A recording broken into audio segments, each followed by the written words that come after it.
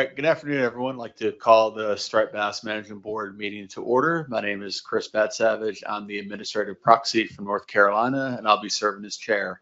Um, Before we go to board consent on the agenda, I'll check with Tony Kern to see which commissioners or board members are online.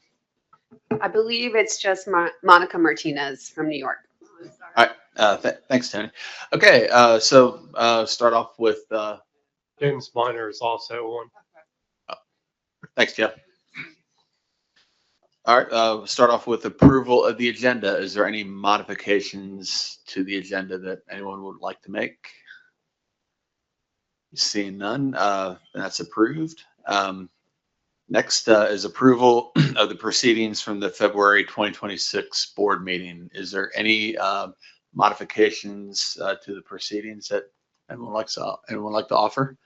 Good, seeing none, those are approved. Next up is public comment. This is an opportunity for members of the public to provide comment on items not on the agenda. If there's time later on, excuse me, I'll try to offer a little bit of time for the public to provide comments on those particular items. But just checking for anything not on the agenda if there's any comments. None in the room and none online. Okay, so next up is our first main item on the agenda, which is the 2027 benchmark stock assessment, biological reference points, and spatial management. And Katie Drew will be giving a presentation on that. So Katie, whenever you're ready. Great. Thank you, Mr. Chair. So basically today, I'm just going to give you a quick one-slide background on our current BRPs and then go to the topics that we're looking for board input on, most notably sort of the question of balancing SSB and F, as well as sort of spatial management and what the board's objectives and desires are on that front. And then just a quick timeline of next steps. So as a reminder, I think there's been some questions about can we achieve the current target and threshold? And we can say that striped bass were near or above the SSB target and the F threshold from about 2000 to 2010, which is this period highlighted in the box on the graph of recruitment. And what we're pointing out with this graph is that period of high SSB and high F was supported by a series of very strong year classes from 1993 to 2003, which are highlighted with those yellow bars. You can see that recruitment has dropped off since then. And so while the SSB target is still attainable, the F rate required to do so under our current low or very low recruitment levels may not be acceptable or palatable to managers and stakeholders with the current recruitment. So I think we came to the board has been interested in maybe some potential alternatives to this. So we will be exploring other reference point definitions to address TOR number 6 as part of this assessment. And we will be looking at model-based reference points like SPR or MSY proxies where we can. But we are also interested in hearing some guidance from the board about how does the board want to balance preserving SSB and allowing fishing? And what does the board want from a spatial management framework as we go forward with this assessment? So at this point, we don't need board consensus on these issues, and we don't need a specific BRP definition. We're just looking for some input to help the SAS develop some options going forward. So a range of opinions and kind of like what are the factors that you're thinking about that you consider most important for managing the species, so that as we work through the science, we can be keeping your objectives in mind and developing something that is scientifically appropriate, but also meets your management objectives as we go through this. So in terms of the question of sort of balancing SSB and F, there is a trade-off between preserving SSB and allowing F. So a higher fishing mortality is going to lead you to a lower SSB, whereas a higher SSB will require a lower F to maintain that SSB level. So lowering the SSB reference points would allow for a higher F target and a higher F threshold, but will not necessarily increase catch. And this is because SSB is really a proxy for larger fish in the ocean region. So lower SSB means lower abundance of 28-inch plus fish in general, and therefore lower catch rates and encounter rates in the ocean fishery.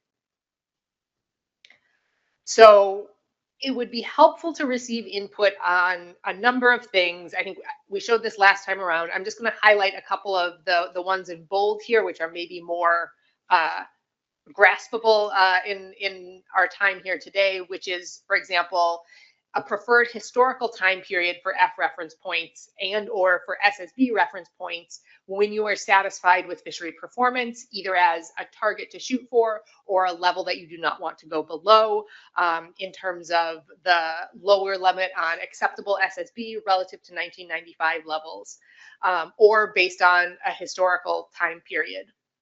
I mean, we can also, think about or talk about the relative importance of maximizing yield versus maximizing catch rates, or the availability of trophy-sized fish, or acceptable levels of risk, or other metrics in terms of stock health, like not just SSB, but abundance of specific age or size classes, things like that.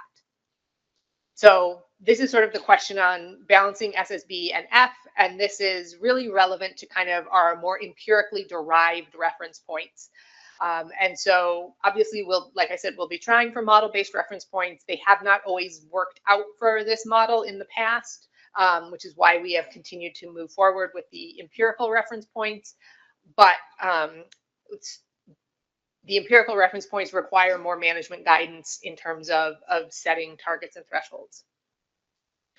And then the other side of this, that we are also working towards a spatial model for this benchmark, which presents sort of additional questions or additional challenges for management.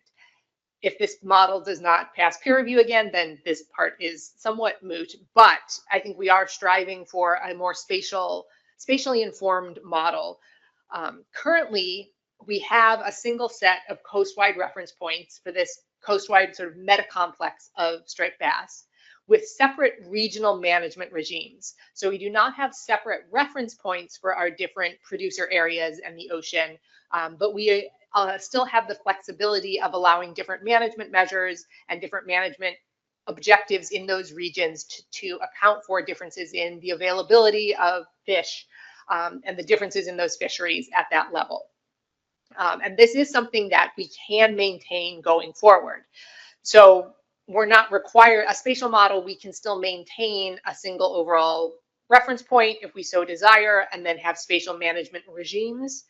But we're interested in knowing if the board is truly interested in spatial reference points, that is, having specific targets and thresholds by region to evaluate stock status against. Or again, would you prefer to keep our current approach and just use a more spatially informed model? And I think one of the things to think about as you are sort of debating this is, what happens when one region exceeds the F threshold and another region does not? Or in the case of sort of multi-stock reference points, what happens when one stock is overfished or experiencing overfishing and the other stocks are not? How is that managed in our mixed stock fishery? And the other question is kind of what to do with Delaware Bay in particular. We are exploring the option of trying to model Delaware Bay separately, but the data for that stock is more limited than for the other two regions. And as a result, we may not be able to actually model Delaware Bay separately. And so in that case, what happens to Delaware Bay? Is it lumped in with the Chesapeake Bay? Is it lumped in with the ocean region? And so that is something that there's different implications for that within the model. Neither one is more right or more wrong. It just depends on kind of what do you want to do with Delaware Bay and Chesapeake Bay and the ocean as separate regimes or separate regions that reflect differences in fishing mortality, fishing effort within the model. So combining Chesapeake Bay and Delaware Bay is sort of more in line with recent research on the genetic similarity of these fish and the frequent movement of fish between the bays via the C&D canal, but it's not necessarily, we can model it both ways, and there, like I said, there would be sort of equally accurate or equally inaccurate, different assumptions and different implications for the model. And then a third question of, is the board interested in developing BRPs for the Hudson River specifically if the data supported that, as opposed to kind of this combined ocean region? So in terms of next steps, ideally the board will provide some guidance or some thoughts, some feelings to the SAS that we can consider as we go forward. Obviously, we are going to focus on sort of what is the best use of the data, the best scientific and biological approach to these models from our technical perspective, but there's aspects of this that rely on management objectives. And so the right reference point will depend in part on how well it can meet your management objectives. And that's what we're hoping to get from the board today, so that we can provide you with something that is both technically and scientifically accurate and defensible, but also addresses your objectives. So over the summer, we'll work on incorporating your feedback into our BRP options as we continue with the assessment. We will have our assessment workshop the week of August 24th.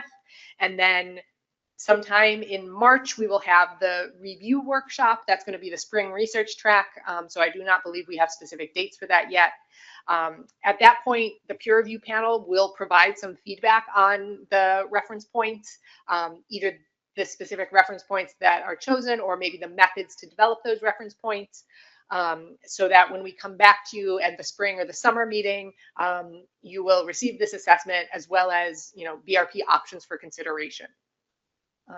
So with that, I'm happy to take questions or ideally some guidance from the board.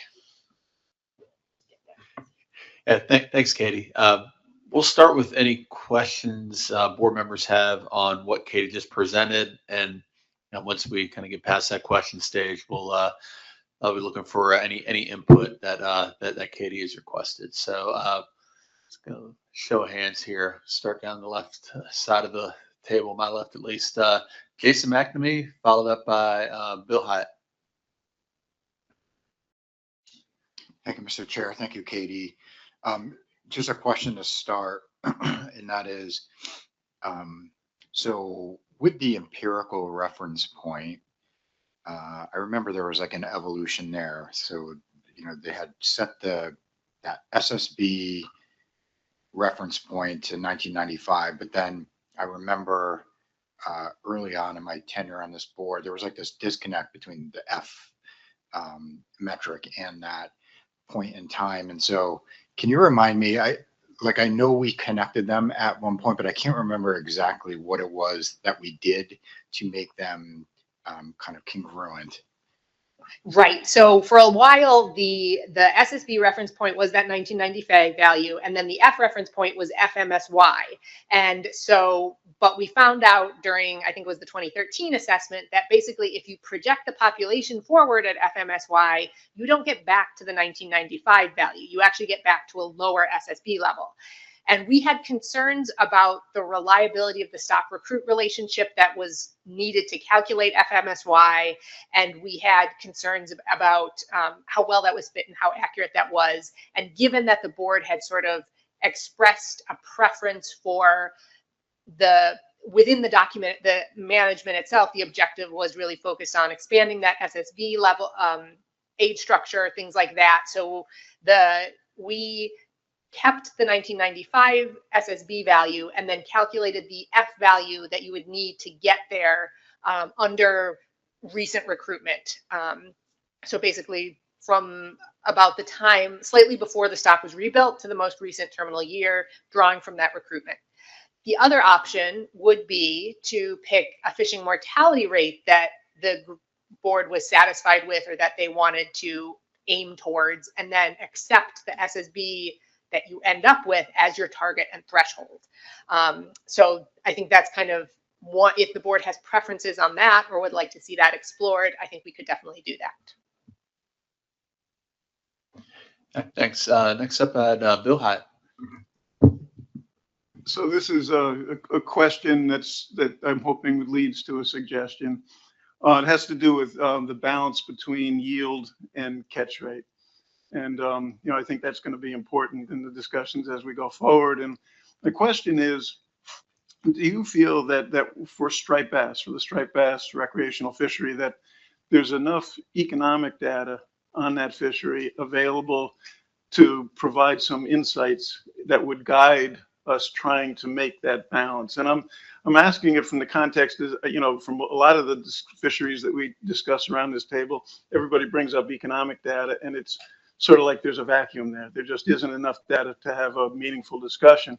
On the other hand, I'm very well aware that for many recreational fisheries, marine and inland, there is sufficient data to kind of guide those trade-offs and sort of quantify what those trade-offs actually mean to the communities involved. So, question: is your knowledge of the economic data associated with the coastal striped bass recreational fishery, do you believe that there's sufficient data? And then, if so, a suggestion that should be a significant part of what we look at going forward? So I would say probably the economic data for striped bass are better than some of our other species. I think, but whether we could, how robust and quantitative we could be in terms of developing options that maximize economic value as opposed to maximizing yield.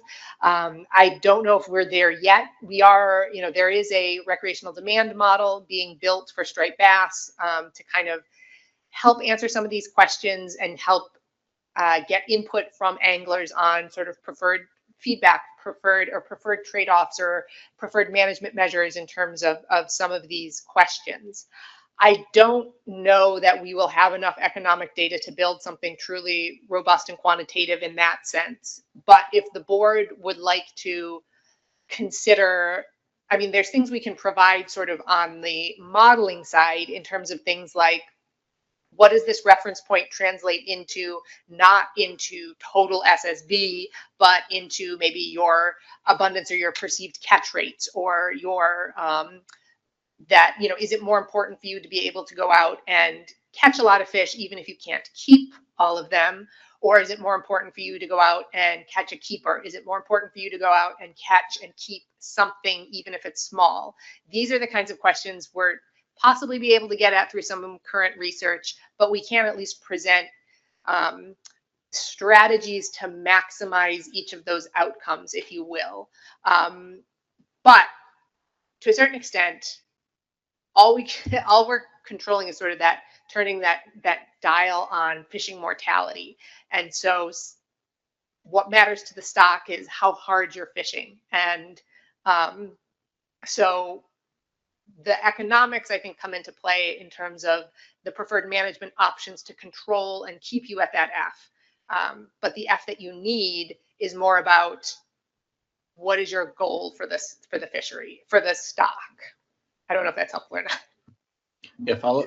Yeah, no, it is. Just quick follow-up. What I was hoping is that there'd be enough information there to at least translate that trade-off between yield and catch rate into how it would influence trips associated with certain expenditures, et cetera. So I suspect that there is enough to tease some of that out, at least in, maybe not at the 5,000 foot level, but the 10,000 or 20,000 foot level. And that's what I would be looking for. Thank you.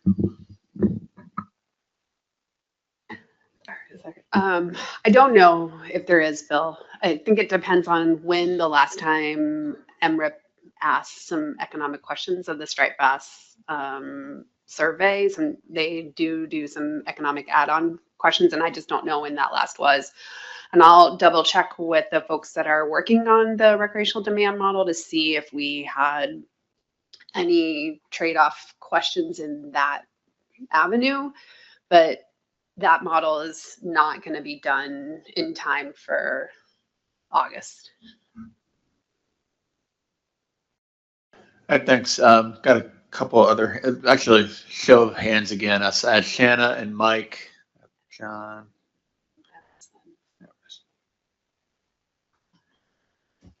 All right, I have a few on my list here. So I'll start with Shanna Madsen. Thank you, Mr. Chair. So my question is probably for Tony and Katie. So I'm trying to kind of think through the timelines associated with also what we're going to be speaking about next, our work group. And what I'm trying to think about is if we give you some level of guidance, some BRPs we might like to see today, those will go through the assessment. We'll get those back out on the other end in 2027. If we decide at that point that we would like to see some other level of BRPs, do those need to also be peer reviewed in order for them to be applied?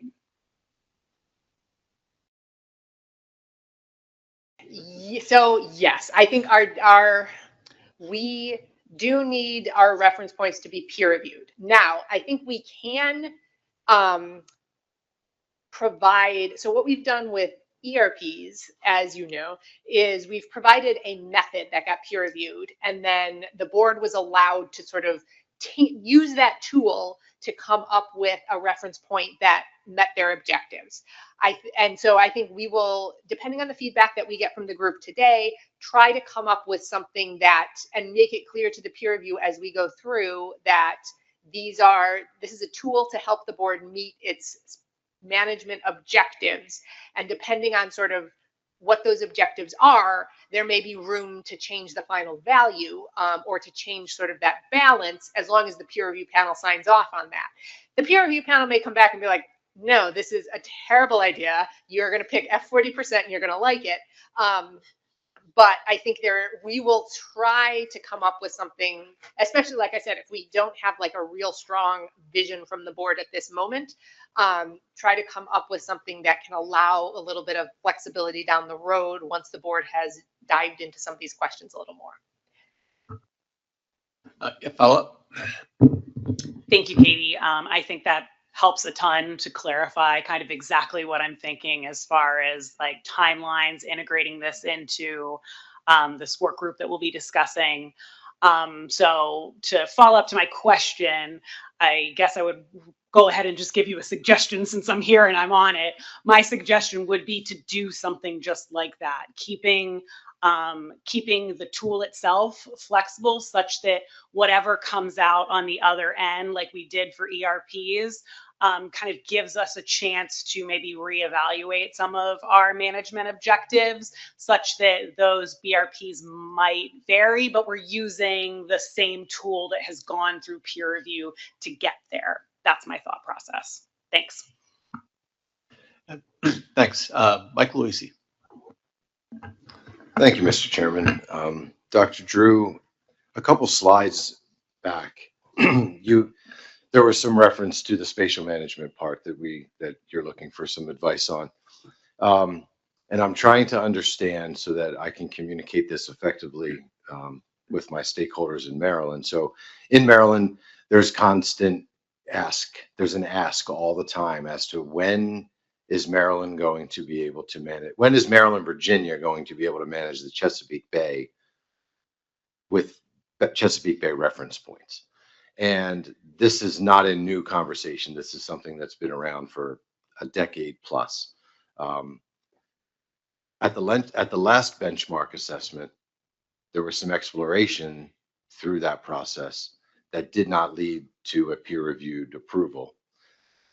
In your slide, you spoke about, I'm trying to remember, it said that there was one coastwide, let me get back to my question.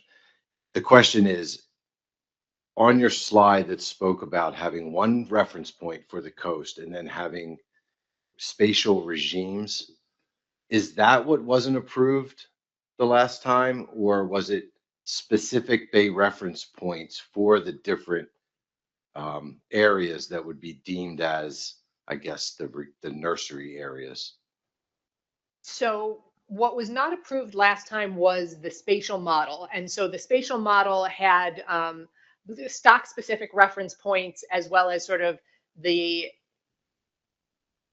sort of like the fishing mortality that the Chesapeake Bay stock was experiencing in the bay and in the ocean, and so there was a combination of sort of stock and spatial dynamics, and we developed reference points that would there was a spatial component to the reference points. The peer review panel did not love some of the choices that we made on that front, and I think gave us some feedback about how to go forward with this, with kind of the idea of a spatial approach or a stock specific approach, those kinds of questions. So I would say it's not that those specific definitions failed last time. It was more like the larger model wasn't ready to provide that information yet. And so we're going to try again this time. And I think one of the things that we are interested in knowing is, like, if that continues to be a priority for you to have spatial specific reference points, and if so, at what kind of spatial level.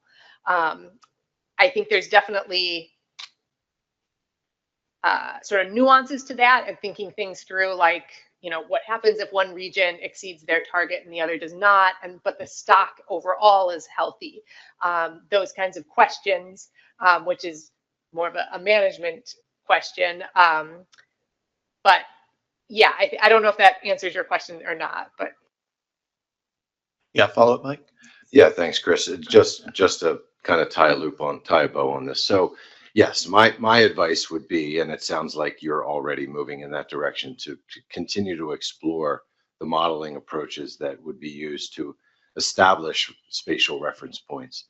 I'm not going to go on the record today and say that if that were to be the case, then we would implement. You know, I'd like to learn from it and understand the interplay between, you know, the different components of the stock, and to understand how managing one independently of the other could result in benefits to the entire stock.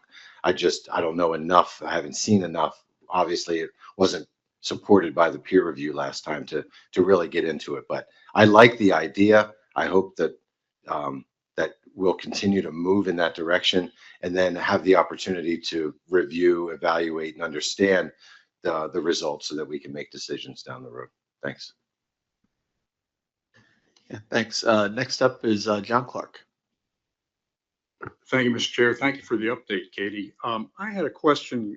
The graph you showed, I've been one of the people that's brought up the reference point, especially for the SSB, that the target has seemed very high, and especially when you look at the SSB during the 2000s, when we were at historically high population of striped bass. And the graph you showed there, you said it was exceeding the target during the entire 2000s, right, during the aughts, whereas the one on the website shows it just barely. I mean, it passes the target maybe 4 years out of the aughts. And the previous assessment, I remember it may have surpassed the target for maybe just 2 years. And yet the F we're working with is based on the target, correct? Like, we're trying to achieve that. So, right, it says, the slide specifically says near or above the SSB target. So it included, basically the confidence intervals included the target for these years. It was similar to the target. And it's true, it only exceeded the target for a few years out of there, but it was close to there. Right, and that's with the most recent assessment, but in previous assessments, I remember the one previous to this, I think it only surpassed the target once or twice during that time. And so, once again, I'm just kind of curious, because this makes it look like setting F to the target is not setting a really high reference point for SSB, whereas I think overall the target is a very high SSB, because when I see that, and I recall what striped bass population was in Delaware Bay during the aughts, it was really huge compared to where it is now. Thanks. So, right, and I think the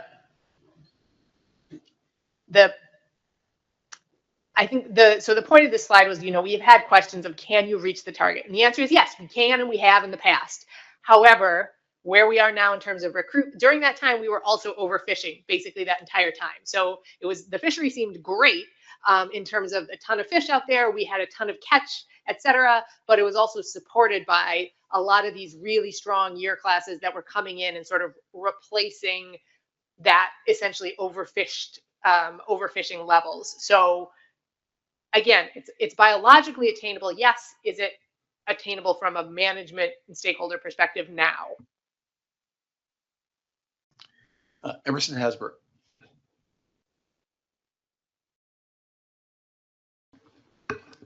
Thank you, Mr. Excuse me. Thank you, Mr. Chairman, and thank you, Dr. Drew, for your presentation.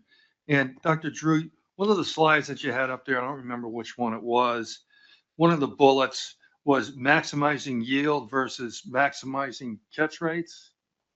So for that bullet, are you defining yield as SSB? So I think in that case, we would be defining yield as the traditional sense of landings or harvest. Okay. And that can be in terms of a small number of very large heavy fish or a large number of very small fish. So then that's not really exclusive then of maximizing catch rates, right? Because catch rates are going to include harvest. Catch rates are going, yes, so like do you want to maximize the number, right? The number of fish out there that you can encounter, or how often you can catch them, or do you want to maximize sort of how many of them you can land? And there is a little, you're like, to a certain extent, yes, like to get high catch, you gotta have higher abundance out there. But you can get high yield by applying a heavy F to a small population, or you can get that same yield by applying a very light F, low F to a large population. And those will have different implications depending on, are you landing all of those fish and taking them back, and it takes you a while to do that? Or are you going out and catching and releasing a lot, but there's a lot of them out there to be available to you. The restrictions on them are just very tight. So that's kind of where you can get to the same yield, but can you get to the same fishery experience in those different scenarios? Thank you. And the second part of my question goes to using stock recruitment relationship. And I think you mentioned that there was a question about using that stock recruitment relationship to calculate MSY. So we kind of abandoned that stock recruitment relationship. So is that where we are right now, that there's no stock recruitment relationship with striped bass? So there's clearly some kind of stock recruit relationship, right? If you don't have spawning stock biomass, you won't get any recruitment. You have some spawning stock biomass, you're going to get some recruitment.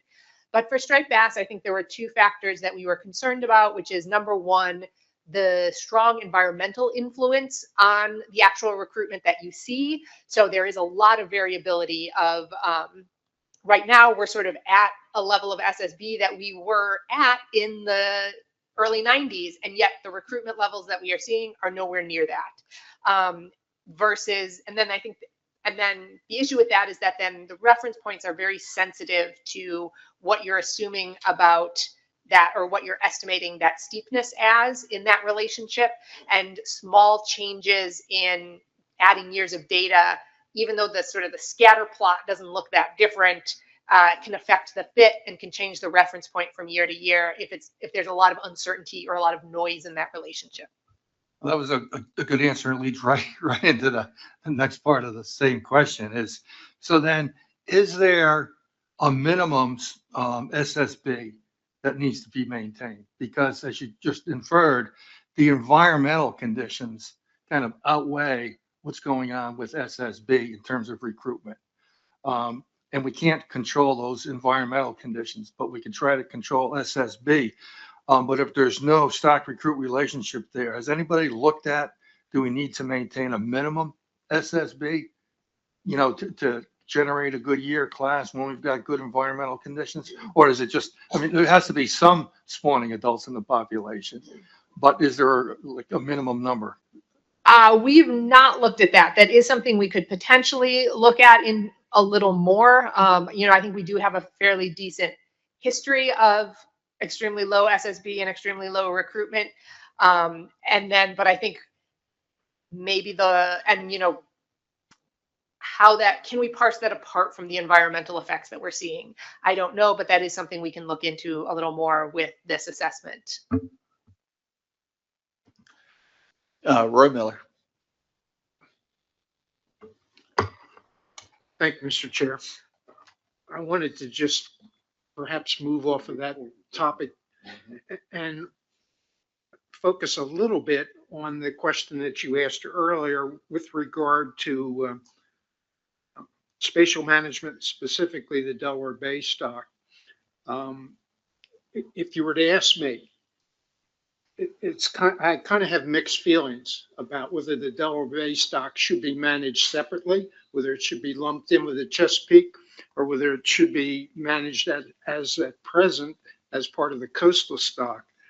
I recall that we explored Delaware Bay separate management back in the, I guess it was the late 1990s, and using tag-based estimates of that. And the results were a little scary in that we decided that perhaps it wouldn't be a good idea to manage the Delaware Bay separately based on those tag-based estimates. So I'm not sure which is the best way to go, but certainly, Katie, you hit upon the logic of the situation of the passage to and from the C&D Canal, both in terms of spawning adults moving and fry moving towards the Delaware estuary. As I recall, the net hydrological models showed that there was a tendency for the larvae to be carried into the Delaware system, more so than into the Chesapeake system from spawning in the canal. So I'm not entirely sure where we should go with this, but I think if you ask me for my opinion, I think it's logical to lump the Chesapeake and Delaware. Now, Maryland may not welcome us. I don't know. Virginia might not either. But anyway, I just thought I would lay that out there. Thank you. All right, thanks. I have a few more hands in the queue with questions, and I think from there we'll probably transition over to providing some guidance to the SAS on biological reference points and spatial management. So next up, I have Doug Grout. Doug? I was going to ask you, are you ready for suggestions?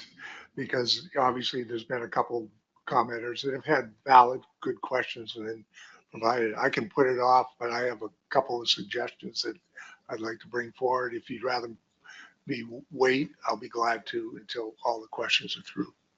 No, I think now is fine. Even there may be some general questions after that, but yeah, while you have the mic, yeah, please. So when Roy Miller and I were on the technical committee back in the 80s and 90s, and we were trying to figure out with a number of very intelligent scientists when we were going to figure out how we were going to figure out we were recovered, because we had the 82-year class, which you look at it now and it's nothing, and even the 89-year class is modest at best. But then we got the 2023 year class, and we knew we were on the right road at that point. But we were looking back at what occurred when we believed that the stock was healthy, which was back in the 60s. And the thing that I remember noticing was you had strong year classes every 3 to 5 years that would show up very regularly. So that's what we were kind of shooting for. Once we saw periodic strong year classes or dominant year classes every 3 to 5 years, it seemed like the stock would be healthy at that point. And it then turned out that the boards and we said, well, 1995, we're here. We're gonna. This is a good level to shoot for, and it seemed like a good level to shoot for, particularly at the kind of recruitment we were getting, where we were getting dominant year classes every 3 or 4 years. Fast forward to today, and we have had one strong year class in a decade, past decade. Clearly, something has changed. Um, I don't think we've really figured out what that is, whether it's some kind of environment, whether it be temperature or flows.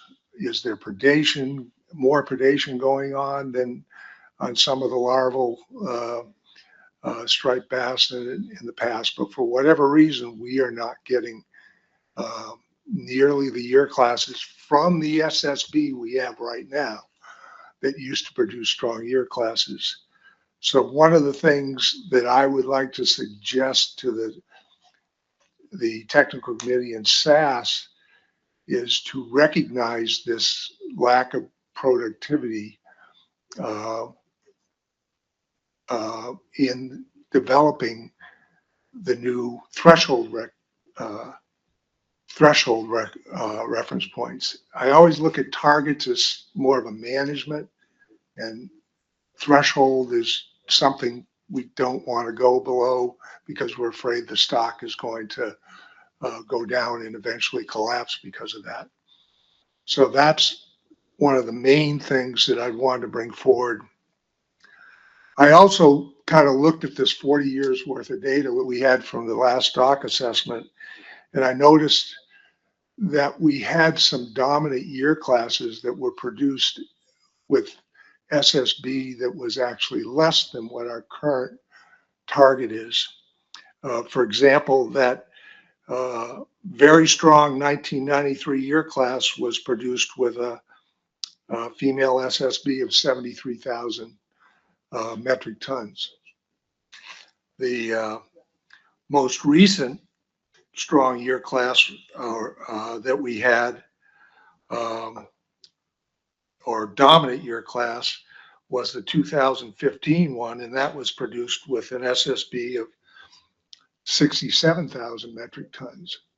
So maybe looking at that, it's not an exact stock recruitment relationship, but looking at what are the lower levels of SSB that have, when the conditions are right, the ability to produce a dominant year class or a strong year class. And that could be our threshold. And then the management can figure out what the target is. Thank you.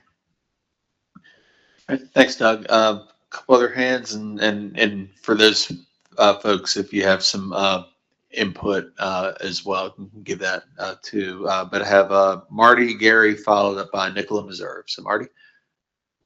Thank you, Mr. Chairman. It sounds like you're transitioning into comments, so I do have a lingering question. So I'll use my turn to couple a question for Katie and a comment. So the question, I know you've touched on it a few times in the conversation already, Katie, but I was hoping for a very distilled version of how do we manage these spatial BRPs when they aren't being fished independently, when there's a coastal take of mixed stock, and I guess I could apply to the Hudson, Chesapeake, and Delaware. So that's the question. And then I've got a quick comment after, Mr. Chair, if it's all right.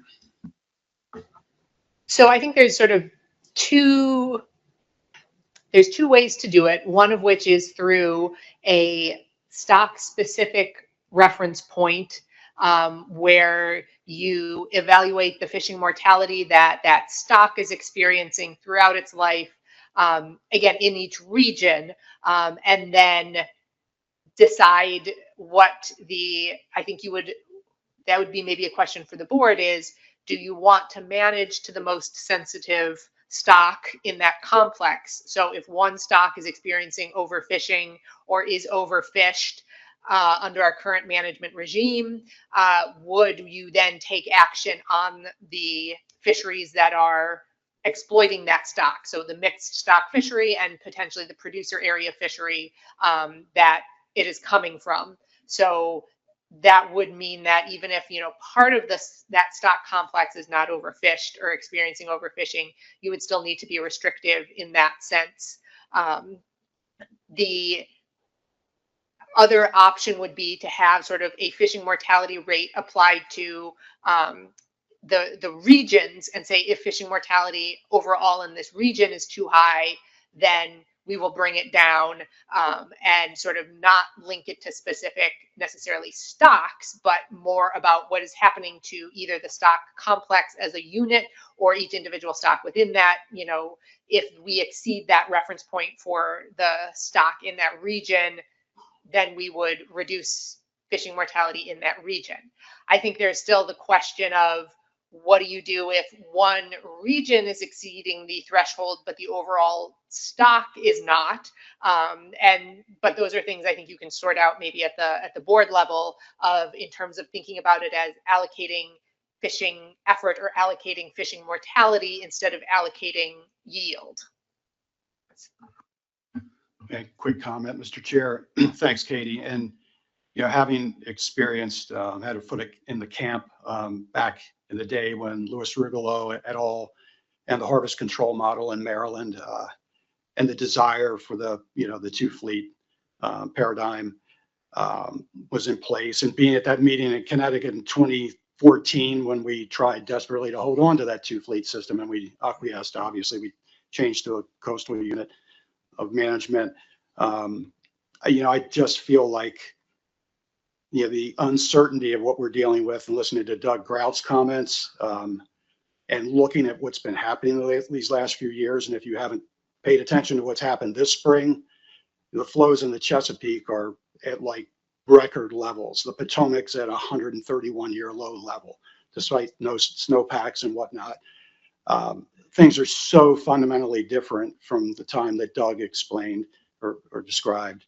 And I'm not adverse to exploring these spatial nuances, but given the uncertainty of this stock and the complexity that this presents, I'm just very reticent to pursue it. Thanks. Thanks. Next up is Nicola.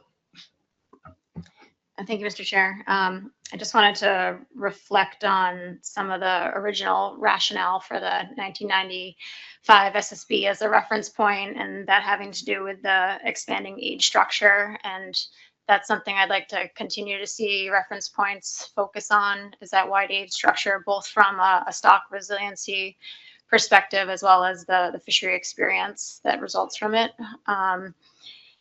And I would be surprised if MSY type reference points would lead us in that direction. And one concern that I have with the current, or with SSB reference points in general, or whether it's 1995 or some other, is that it, based on our current, you know, situation, it can be masking other signs in the fishery. Right now, we have, you know, the assessment projecting that SSB may rebuild in a short number of years, while abundance is below 1995 levels. And so I'm concerned that if we continue to just focus on SSB, that it would be kind of a short-lived management response and ignoring, you know, what's coming down the road. So if the, you know, SAS could give some thought to maybe a secondary reference point, or somehow incorporating total abundance as well into the reference points, that might be something worth consideration. Thanks. Thanks. Jay McNamee. Thank you, Mr. Chair. And you know, these are like ideas that like direct guidance, I guess I'll call it. So I'll start with this first one.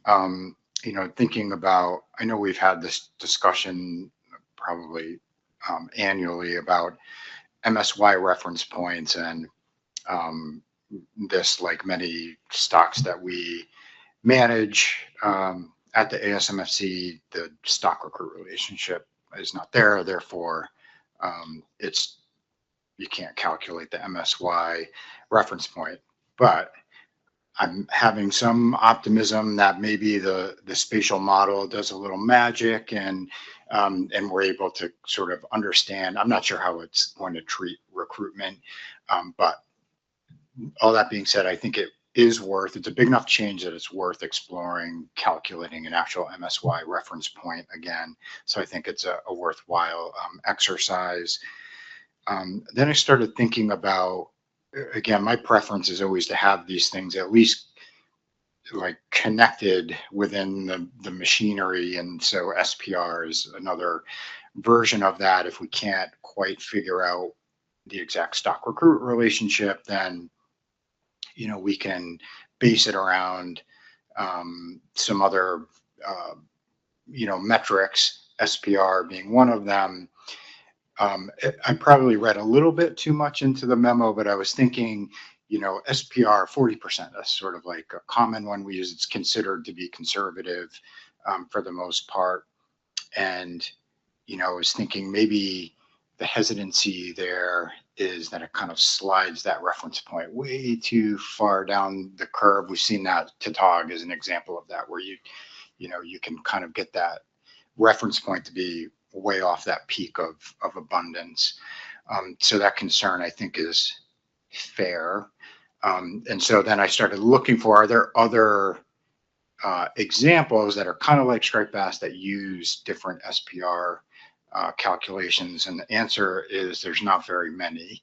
And the only versions that I saw where there was SPR 45%, SPR 50% was like reef fish that are hermaphroditic, like with these atypical life traits. But all that being said, I think that would be worthwhile to do like a higher SPR, something that's even more conservative than a 40%, so we can kind of take a look at that. Then it's connected to the model, and I think that would be a good way to go. So I threw a lot of numbers out there at you, so maybe I'll pick two of them, like the standard 40%, and then add a 50%, and just stick with those two.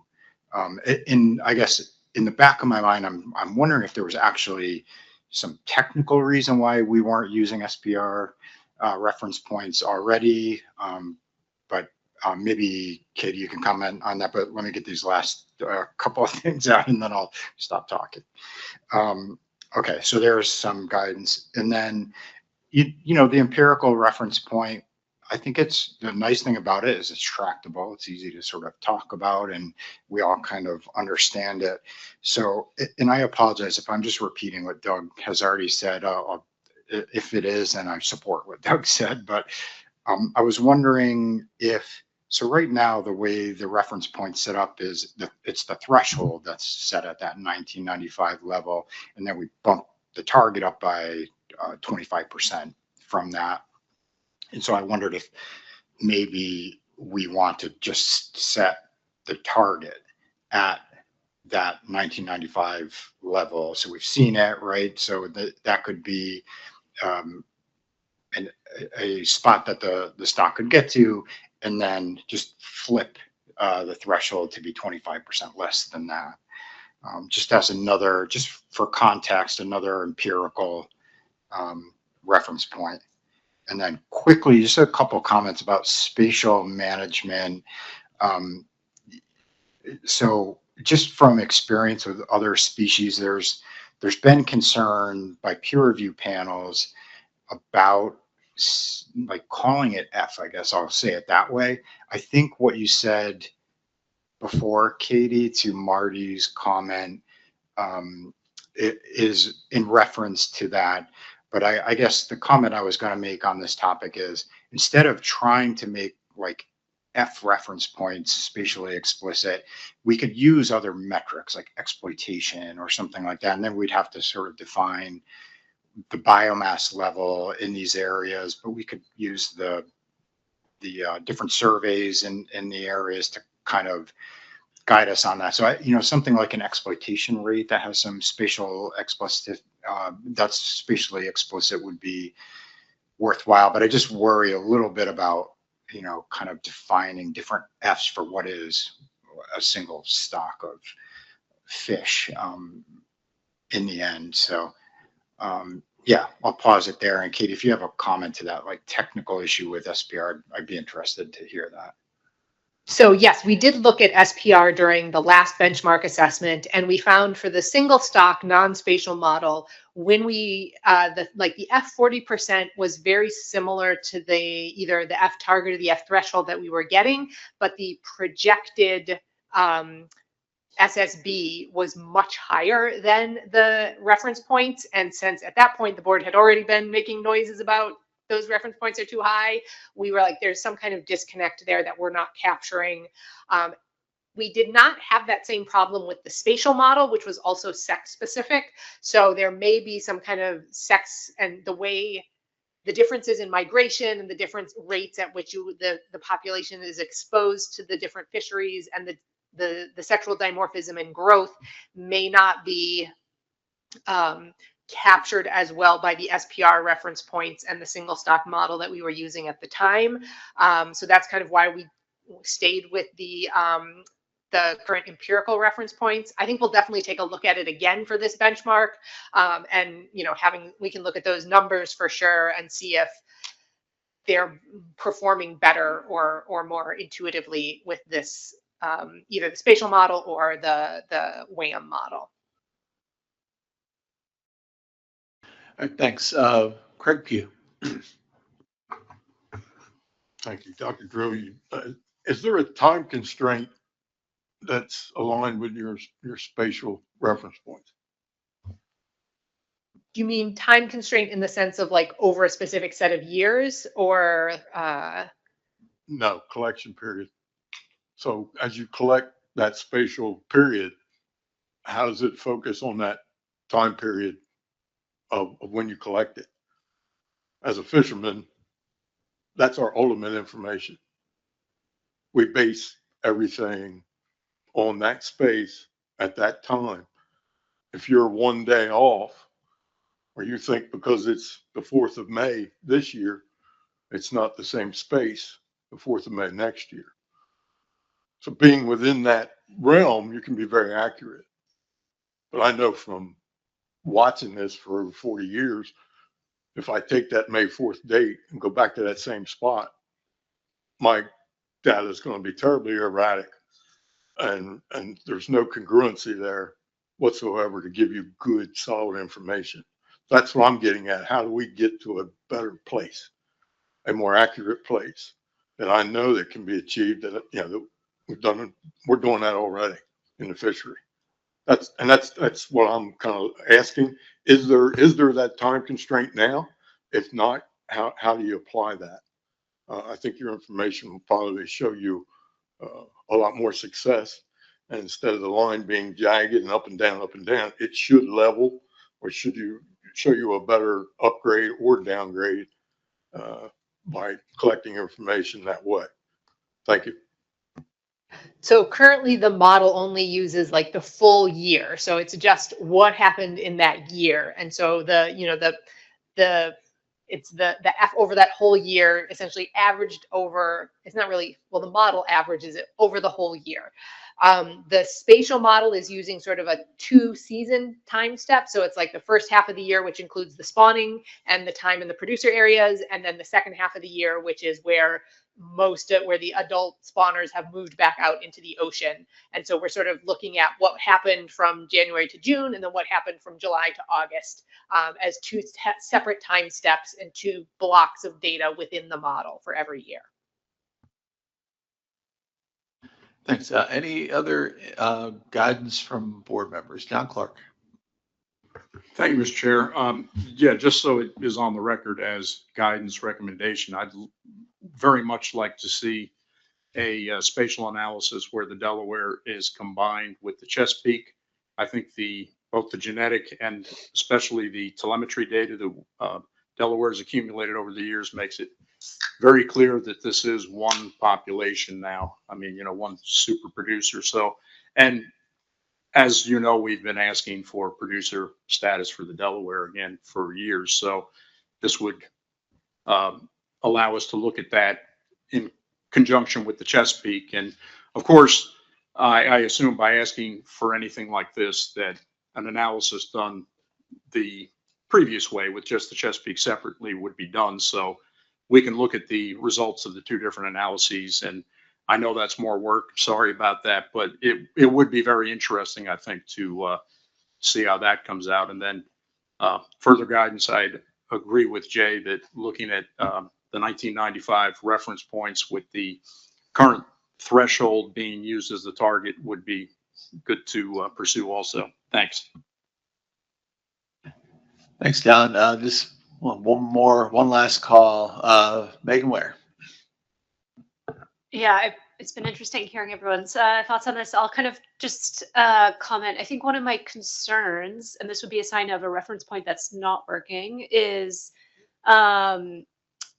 in terms of availability or abundance. I think if we have a contraction of that, we usually feel it first at the ends of the stock, i.e. in Maine. And so I think a concern of Maine anglers is going to be maintaining some level of availability or abundance such that there's still access to the resource at the edges of the stock. And so I think a reference point that doesn't achieve that is not a successful reference point from my point. And that's maybe more on the like feelings side of it. I don't have a mathematical number for what that is, Katie, but I'm just trying to think of signs of things that wouldn't be palatable in Maine. Yeah, I think we can probably do something similar to the sort of analysis that I think Emerson and Doug had proposed on the recruitment side of like what level of SSB still produces strong year classes. We can look at sort of what level of SSB or abundance or age structure produces a strong availability at the ends of the range versus not. I don't know if can we finagle a reference point out of that? No, but maybe we can help evaluate some of the other reference points using that. Right. Yeah, I think back to the Delaware Bay question, I don't want to trivialize the amount of work it takes to do it both ways. So I don't actually know if we could do it both ways. So in terms of like the model structure and how we calculate the data, and also like the way the model works is it relies on understanding the movement rates in and out of that bay area. So like the rate of fish moving out of Chesapeake Bay into the ocean, from the ocean into the bay during the year to parameterize that. And so, and so it's not just a matter of like splitting the data out and putting it with one versus the other. There's other changes that have to be made. So I guess I don't want to say that, oh yes, we can do it both ways and then look at it. I would like us to pick a base case if possible at this point, so that we have guidance and can stay focused on that model development going forward. Yeah, follow up, John. Well, it's kind of like the chicken and the egg, right? I mean, we don't really know how it would work until we see it. But if we see it, we may want the standard model that you've been using. So, yeah, sorry, it's kind of a conundrum here because, it would be very interesting to see the Delaware combined with Chesapeake. And of course, if it is to the detriment of the Chesapeake states, we certainly wouldn't want to pursue that. But the question is there any way we could know, is there like a preliminary work that could be done to at least give us some sort of idea of where this would end up?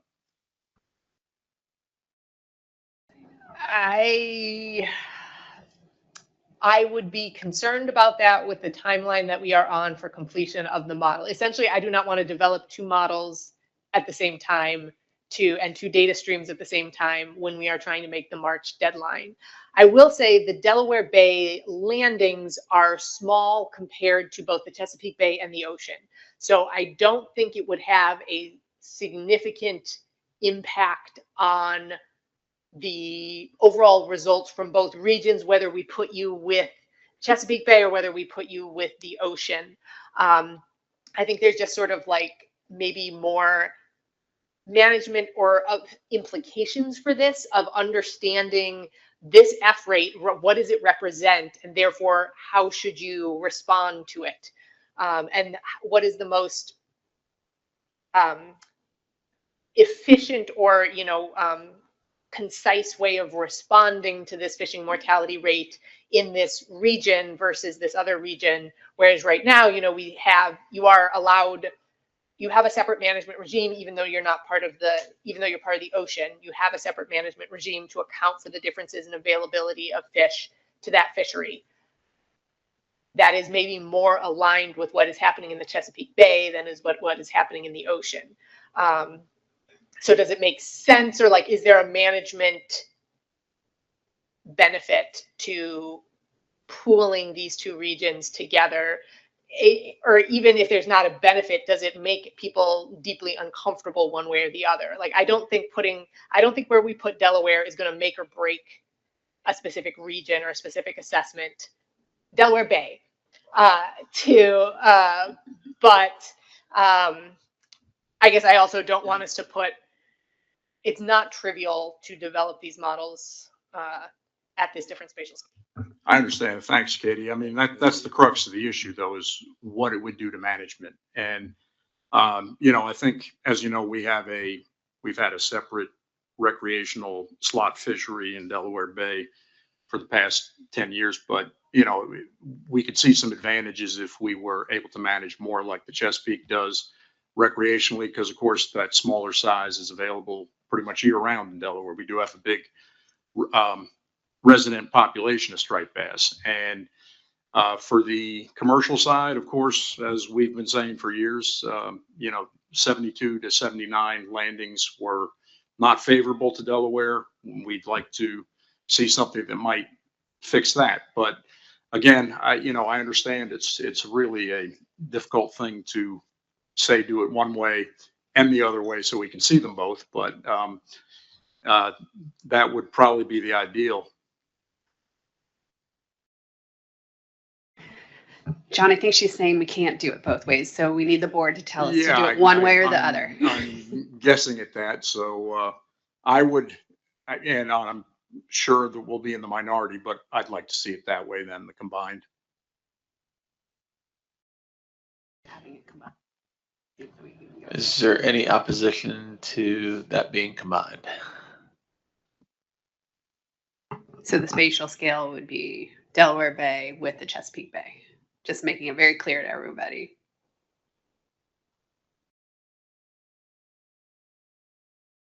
Okay, seeing no opposition, I think that's the one we'll choose.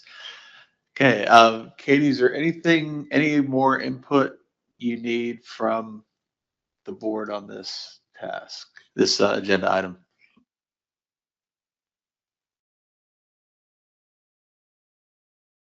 No, I think that kind of spatial question was probably the biggest, and I guess we'll work on, you know, how do you implement spatial reference points, and that would probably be something that would need to go through the peer review panel in terms of a method of how do we allocate F, how do we specify spatial reference points that are scientifically valid and supportive of the stock, but also meet management objectives. And so I don't think that's necessary. So it sounds like there's still interest in that, in developing specific regional reference points. And so we will go forward with that and work it out with the peer review panel. Good.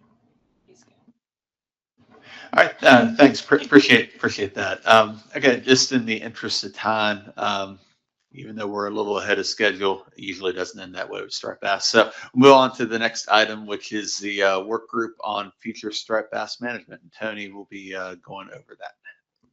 Thank you, Mr. Chair. All right, let's see if I can.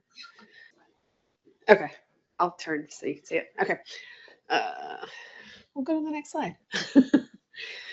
So in October of 2025, the board took action to guide the development of a work group after recognizing that the existing fishery management plan would need updating to address some long-term projection challenges based on the continued low recruitment success for striped bass, declining recruitment in the Chesapeake Bay as well as the Hudson, is the central concern driving this effort in terms of what we want future management to look like in this fishery. So the work group has been tasked with developing a white paper to serve as the foundation for this future of striped bass management. The board has provided 6 core tasks for the work group.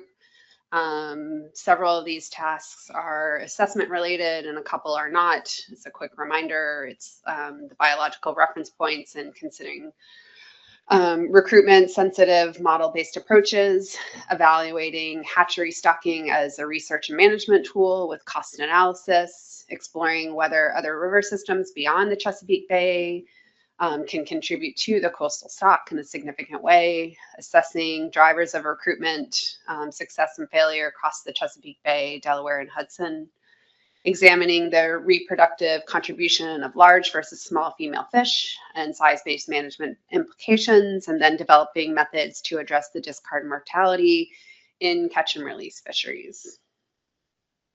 Next slide. So the board motion indicated participation by all sectors, scientists, and managers, but it did not provide specifics of exactly how to put together that work group composition. We had several different ideas that came about at the February meeting, and the board acknowledged the challenge of keeping this work group at a manageable size but still having adequate representation from each sector and region, and noting the variety of viewpoints that come from those, and an adequate size thinking of like at maximum 15 members, but somewhere between 12 and 15. There were suggestions for expanding the work group beyond the traditional sort of board work group process where you just have board members and then you could pull some expertise from outside, but those individuals would just come in for specific meetings and the core group would be board members. And so we developed some options in the memo that was provided in meeting materials of how to expand that work group.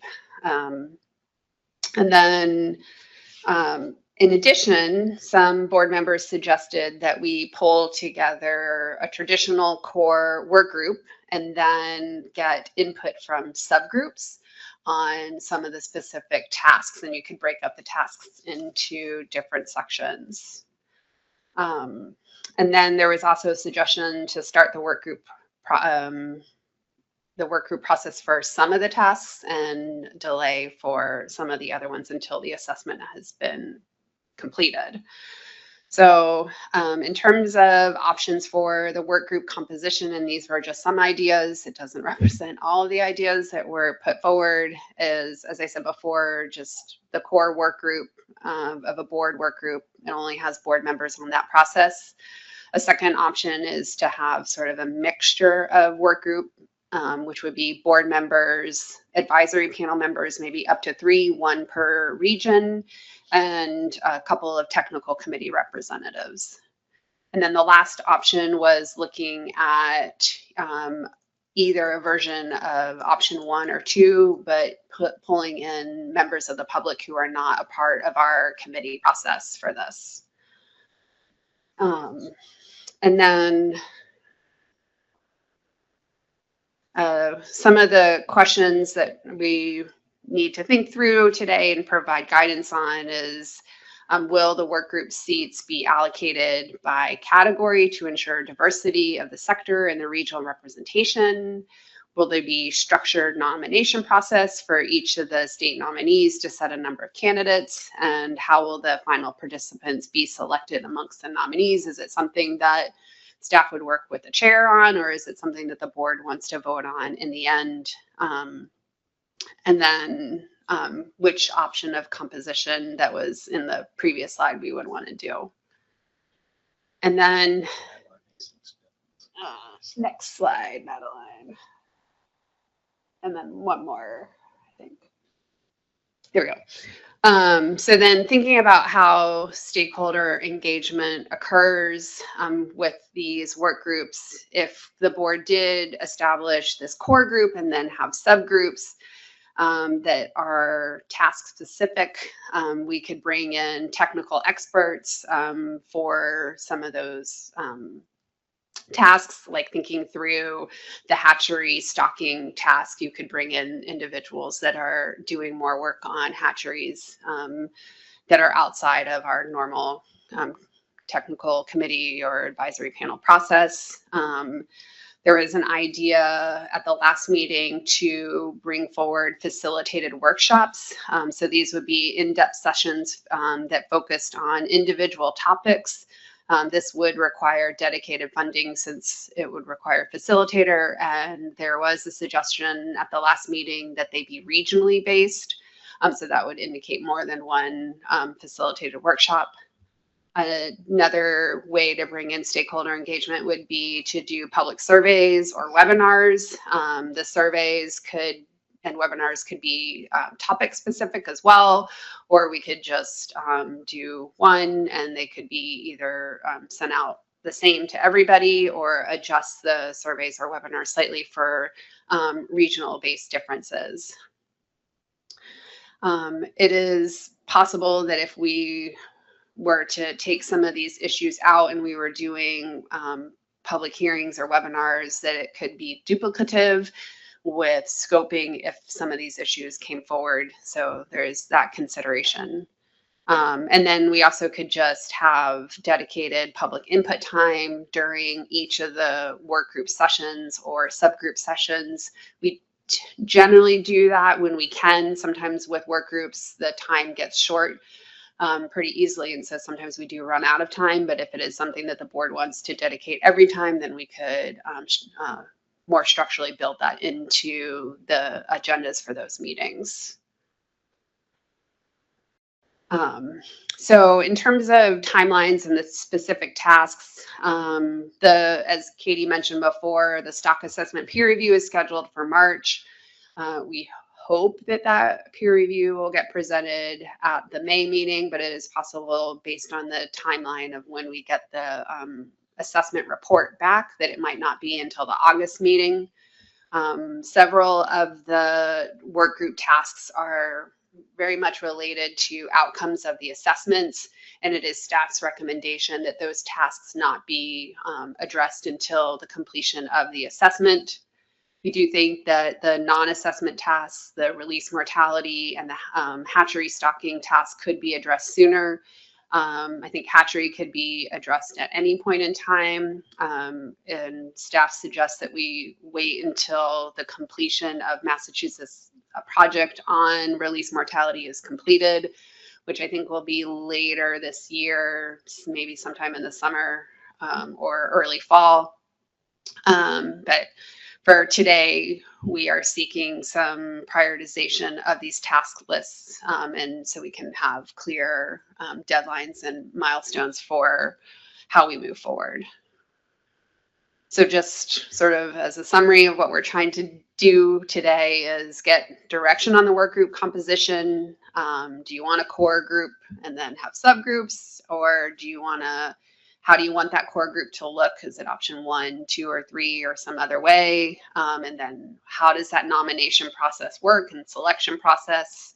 And are there going to be specific seats to each different sector types or not? And then what is the best way to get in stakeholder engagement, and then to just prioritize or give a timeline for the tasks? Is the board in agreement with staff on waiting for the assessment tasks and starting these other 2 earlier, or do you just want to wait until everything is done and go forward? It's that kind of direction. Thanks, Tony. I'll look to see if there's any questions before we kind of jump into feedback on these 3 tasks. And when we get to that point, maybe try to take them one at a time. But I'll first look for questions. I thought, see any questions? No. Okay.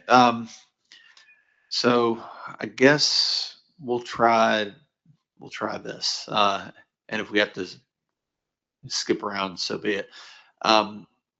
Looking for board input on kind of the task prioritization and timeline. Tony pointed out there's a couple items that could be addressed sooner rather than later because they're not dependent on the stock assessment results. We have a general idea when the assessment will be presented to the board. So the question for the board is, when generally would you like the work group to get started? And I'll look for input from any board members. I have Shannon Madsen. Thank you, Mr. Chair. So I am gonna, I know you said like maybe let's take this one at a time. I'm kind of thinking about this whole thing very holistically. And I want to give a big shout out to my other New England states for listening to my ramblings and trying to collect my ideas and kind of move us forward here.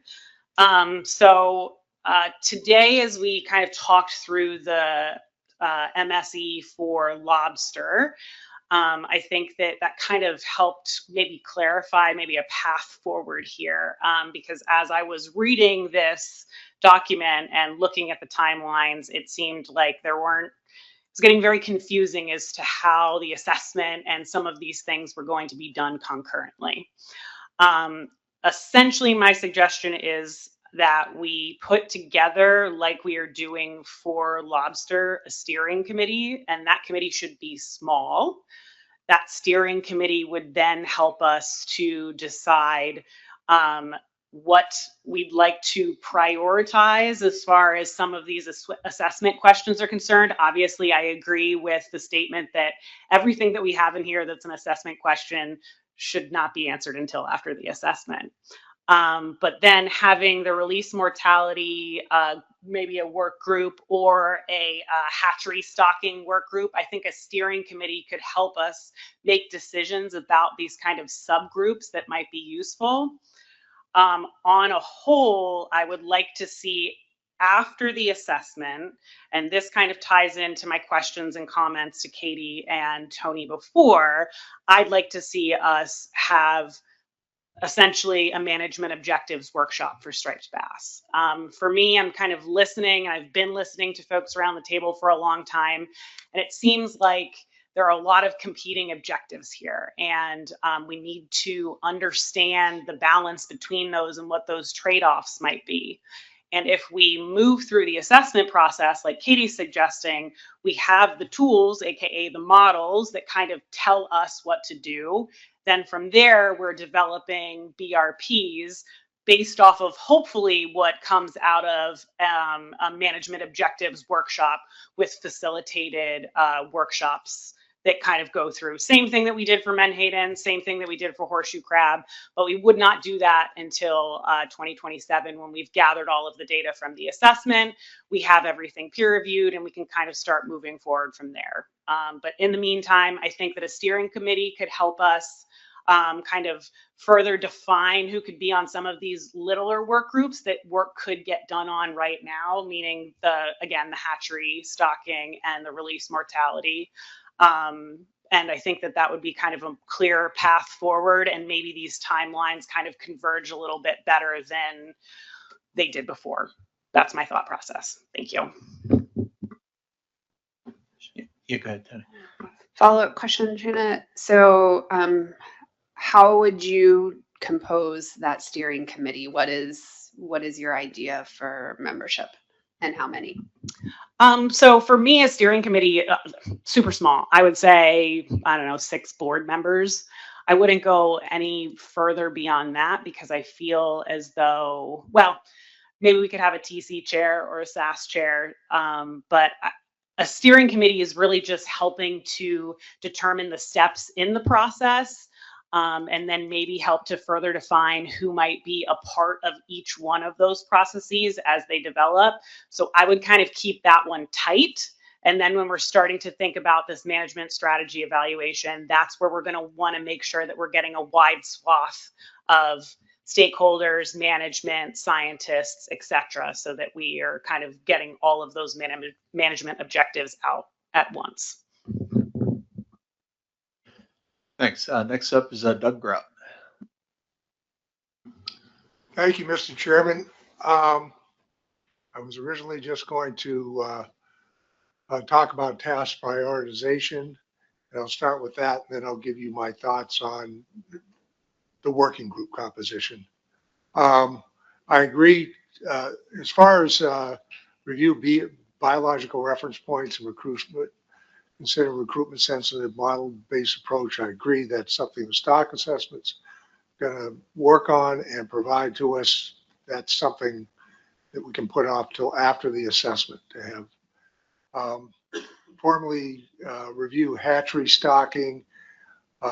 Yes, you could come up with a group that would look into that, but as I remember back when we were stocking heavily back in the 80s and 90s, based on the tag returns, the stock fish amounted to about 5% of the total total biomass, or at least the total catch. I forget whether it was catch or total biomass. So given the amount that that had been put into the how much stocking was going on back then, I'm not sure this is going to be something we might want to take up as a management document, but it might be good just to review the studies that were done to find out, just to confirm these things. So that, to me, could be a very simple thing that could be worked on almost immediately. Evaluate potential for other river systems to contribute to the coastal stock outside of these three areas that are listed on here: Chesapeake Bay, Delaware Bay, and Hudson River. The only other ones we were aware of in the past has been the Kennebec. And when was the last time, have you had any recruitment in the Kennebec? Do you know?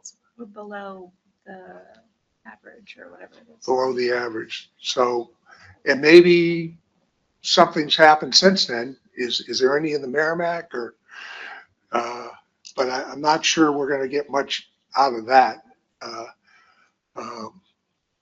So we could address it, but Not much meat on the bone. not much meat on the bone, right? As far as drivers of recruitment and success and failure, again, that's a stock assessment task, so that'll be after the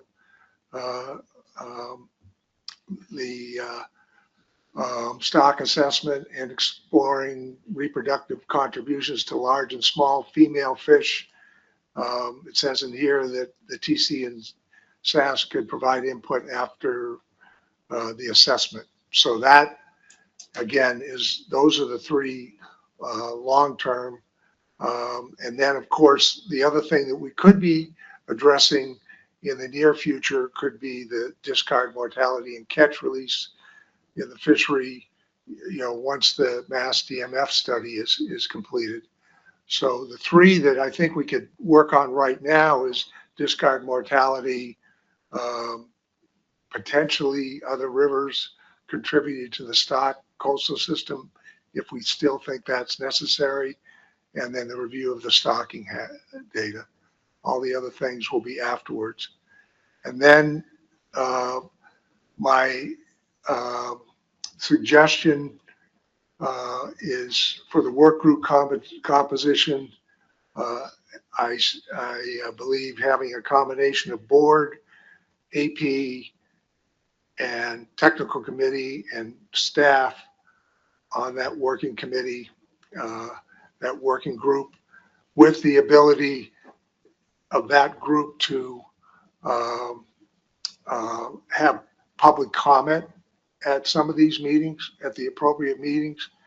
And if they find that something really needs to be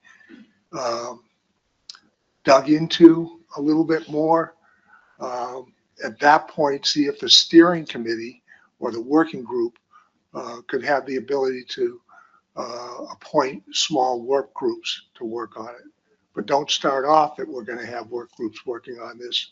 Let's make sure we have the need for additional work groups on it. Yeah, thanks, Doug. And Tony has some follow-ups on some of the comments so far. So, Okay, so I'll start with Doug since that's fresh in my mind.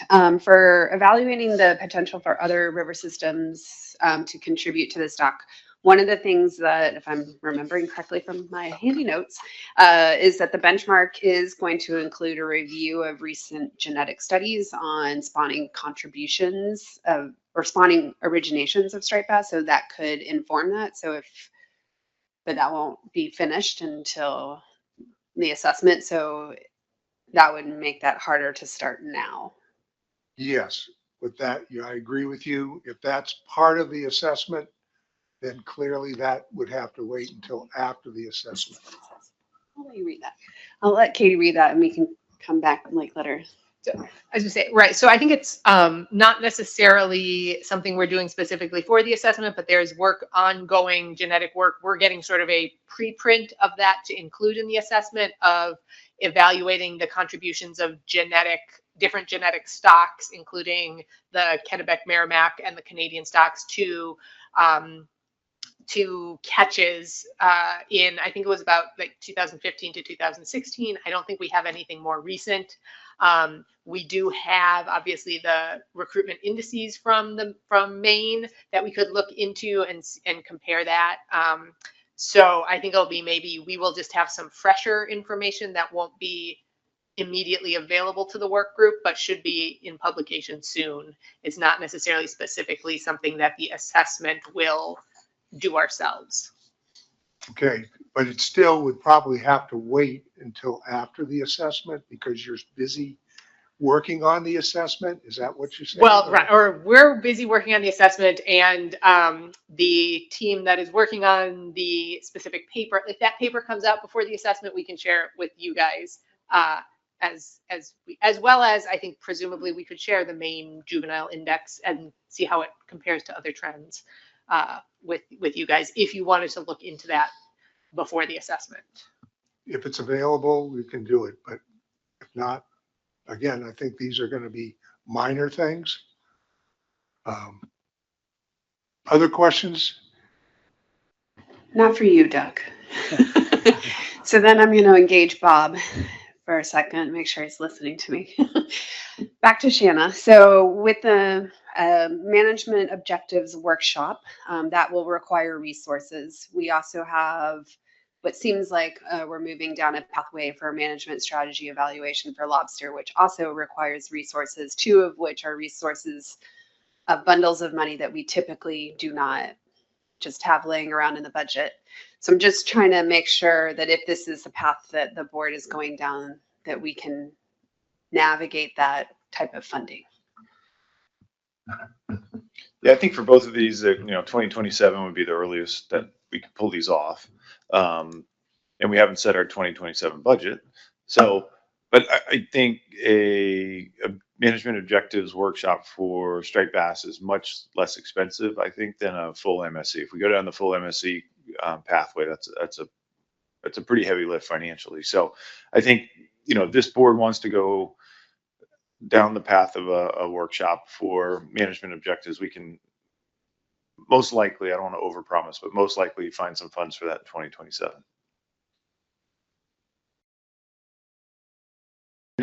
As with all budget issues, all the competing different budget things that have come across the commission, as we, map out 2027 activities, the commissioners will have to decide what are the priorities. Yeah, thanks, Bob. Follow up, Shanna? Yeah, I just wanted to clarify. My intention definitely was just a management objectives workshop, similar to what we did, the EMO workshop for Menhaden, what we just did for horseshoe crab, not full MSE. I just wanted to, I guess, make clear with my comment that I definitely think that a work group in order to discuss management objectives is absolutely necessary for striped bass. Again, hearing around the table just a bunch of competing objectives, etc. This is our flagship species. I really think that we should give it the time that it needs to have a good understanding specifically of what our management objectives are now currently. So that would happen again in 2027 after we've collected all of the data from the stock assessment and, are kind of cleared out. Thanks. Okay, thanks, Shanna. Any other input from the board on any of these items up here as far as kind of direction for this work group? Marty. Thanks, Chris. Not really anything to add to what's already been stated, but I just want to express my gratitude to Tony, Katie, all the staff at ASMFC, and you as a board chair. In that moment back in October, we were faced with a somewhat cathartic moment, choice between a 12% reduction and status quo. Our delegation just didn't feel like that was either of those choices was the right one. This is really difficult to get your arms around, as we found out, and certainly wasn't our intention to have this teed up in such complexity. But I was confident that, the principal reason for the work group is to move the needle of conversation to what do we want this fishery to look like when we hit 2034, 5, 6, when this poor recruitment manifests itself at its apex. And it's going to be a really difficult time. And I can tell you from living through the 80s, like a bunch of others at this table have been through, don't recommend previous methodology of handling that, even though people celebrate it. So I think the engagement with this resource that's so special and important to people is really something we need to strive for and provide a lot of thought to. And I think the board's doing it today. So I just really wanted to express my thanks to everybody. The collective wisdom around this table and our community is extraordinary. And I do have one thought for you all to think about, and I've shared it with Chris and a couple others, is I think whoever's going to chair this endeavor, it's really important to pick the right person. And fortunately, we're blessed with a lot of experienced and knowledgeable people. I don't know whether it should be a sitting board member. We have some other folks, and that's something we can settle at another time. But, I just really appreciate the thought, because I feel comfortable now going from that moment in October when it was so uncertain to now. I feel like we're really moving this conversation in a way we can address what we're having. We'll get our assessment next year. So I'm thankful and I appreciate it. Thanks, Chris. All right, thanks. So far, I'll get to you. I'm Mike next. So far, I've heard some thoughts on kind of what we talked about in the past is the general makeup of the work group. A subset of board members, AP members, TC, SAS representatives, and possibly, what Marty suggested for a chair. Looking to see if people generally, like that concept or want to come up with, have some other ideas as far as, the makeup of this. And also heard kind of the idea of, providing the public opportunities for, giving input during those meetings. But there's some other options that were in the presentation. So it's kind of looking to see if we can get some concurrence on that. And with that, I have Michael Easy. Mike. Thank you, Mr. Chairman. I just wanted to, for the record, state to you specifically, Chris, because you and I had a conversation a few days ago about this. And at the time, I was thinking that a subset of advisory panel members was going to be a really challenging thing to try to figure out who that subset of members were going to be. But I also, in the discussion with you, I had thought that maybe this working group would evolve maybe to having more management type conversations about what are we going to do with the charter boat fisheries in the future, or how are we going to better manage the commercial fisheries in the future. And if that were the intent, I would say that we'd be probably better off sticking with work group members that are board members and then having interactions with the different groups like the AP, like the technical committee. But I wanted to clarify for the record, Chris, and for you, that given the list of things that this working group is planning to have conversations about to start, I would say that I think it was option 2 up there, which was a combination of all of the technical, the AP, and the board membership would be appropriate. So I just wanted to clear that up for you. All right, thanks. Okay, other hands. Okay, Jasmina, then John Clark. Thanks, Chris. Yeah, I think option 2 was a combination, Mike. Is that what you were saying? Yeah. I think, yeah, I think I could support that. I think one thing I would like to see is to ensure that the AP membership is kind of updated or refreshed for some states. I think we need to look at that. There was a slide that had the numbers, I think, on that, and it seemed very TC light if those numbers were suggesting that there would only be like 2 TC members, but a total of like 12. That I think that, I think it would be important to have some good TC representation is all I was saying there, Chris. And then I think one other thing I may have seen in the slide was a suggestion of a survey.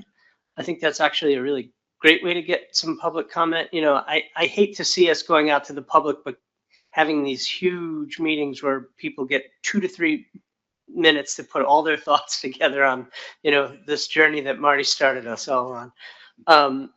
Some of that philosophical stuff, as far as, what Marty was saying, like, where do you want to see this go? I think can be done through a survey that gives people some time to really consider it and put in what they're thinking.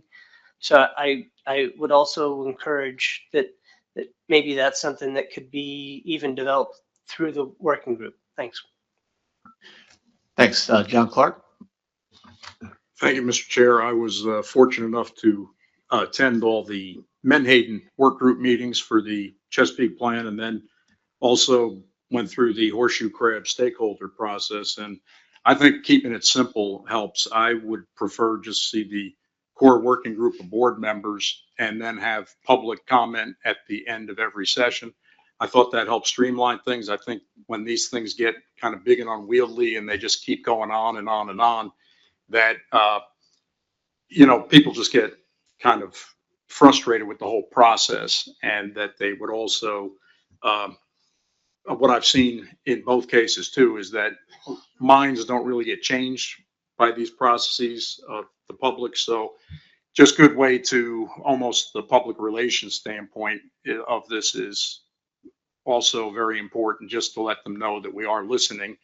But I think that doing something that is streamlined and fast would be the best way to make people realize that we're taking this seriously. And the Menhaden work group was chaired ably by Marty Gary. So there's one more suggestion that he'd be a great choice for that. Thanks, John. I was wondering when I was going to come up. So I'm going to turn to Teddy. We have a few kind of similar but different options going on here as far as the composition and timing. So I just want to check with Tony. She's feverishly taking notes on making sure I'm not missing hands, to just kind of see where we are here and what we need to do to give staff the guidance they need. All right, so I've been trying to put up on the slide so that everybody sees in front of them the different ideas that are being brought forward. And at this point now we have 3 separate ideas. The first was the one brought forward by Shanna, which is, I'm going to simplify in very ways here, sorry, is to have a steering committee. That steering committee makes a decision of when to prioritize the tasks. And it also includes a management objectives workshop for 2027 after the assessment comes out. And that steering committee would be 6 board members and maybe a TC or SAS type person, tight and small. The second option, which I heard came from Marty, is to utilize a version of option 2, which was spelled out in the document, which is, I think, probably somewhere up to 15 board members with 3 AP members and 2 technical committee members. There was a possibility of adding maybe another technical committee member from Joe. And it is possible that could utilize some subgroups to address some of the tasks if necessary, utilizing potentially surveys to get broader input. I don't know if Marty said that, but I think someone else did. So whether or not that comes into play there or not. And then the third option that I heard was just now from from John Clark, and that was going with the simple method of just using option 1, which is our traditional work group path, which is a core work group of board members, and we do public comment. I think for both option 2 and 1 would utilize a structured public comment at the end of each meeting, but making sure that that time is always there and not if we have time. So I think we need to narrow this down here. Okay, pretty easy. Knock us out in 5 minutes. No, kidding. Yes, thoughts on those 3 options. Shannon. So I think the first option and Marty's option are basically the same, at least the way that I was kind of suggesting it. The steering committee only exists so that they can kind of put together these subgroups that can address these tasks, namely the hatchery and release mortality. So the steering committee only exists to kind of put those groups together. And then Marty's saying like the larger work group, you know, we can get some surveys to get some broader stakeholder input. I think that's totally perfect for a management objectives workshop also. We could do that preliminarily, get some stakeholder input, but I also want to make sure that stakeholders are a part of that management objectives workshop more broadly. So I love the idea of using surveys to kind of get more public input. But utilizing obviously this work group method to have a more refined group of stakeholders that can give us some input on management objectives. Thanks. Yeah, thanks. Other thoughts? Dennis have it. Yes, regarding surveys, my thought is you'd have to compose a survey. How many people are going to be involved in the survey? When are you going to do the survey? I think at the point we're at, I think we shouldn't be looking at surveys very hard as we go along with what Shanna recommended. I'm just not comfortable getting into surveys right at this point in time. Yeah, Tony, to that point. I do think that we have some SES members that are happy to help out with some of our striped bass work. And there are some expertise in developing surveys. And I think if there are some specific concepts that the board is trying to gather from your broader public, that a survey can get you there outside of our traditional process where you may not see such a wide variety of individuals showing up to public hearings, but you may get more well-rounded input that you may not get otherwise. That we can utilize some experts in developing those surveys if we need to. They have reached out to say that they are willing to help out. It doesn't have to be for everything, but maybe a couple things. Okay, other thoughts? Mike. Yeah, thank you, Mr. Chairman. If it helps, sitting here thinking about it more, I like the idea that is put before us here at the top of this page we're all looking at. I'd be inclined to withdraw the option 2 if it just helps simplify things. I think as it's been discussed, the steering committee idea, tackling some issues one at a time until we get to the point where we have a new assessment and we really need to put where the rubber hits the road and we get down into management and other things like that. So if it helps with this, Tony, if it helps just eliminate option 2, as I suggested, you can just get rid of that idea. Okay, look for other input on that. Nicola. Thanks, Mr. Chair. The thing that I was going to raise with option 2, as it's labeled up there, is the difficulty of maybe just picking 3 advisory panel members, and unless the AP wanted to choose those 3 themselves, then I think we might struggle on that. So thinking about it more as like a steering committee that's going to define which process we're using for each task and the timeline for those, I think a little bit smaller is probably better. I think we want to make sure that we do have some technical committee or SAS input to that discussion about timeline to make sure we're getting it right, though. So, either Dr. Drew, I'm sure could help keep us on the right track, though, if the TC and SAS aren't, part of it as well.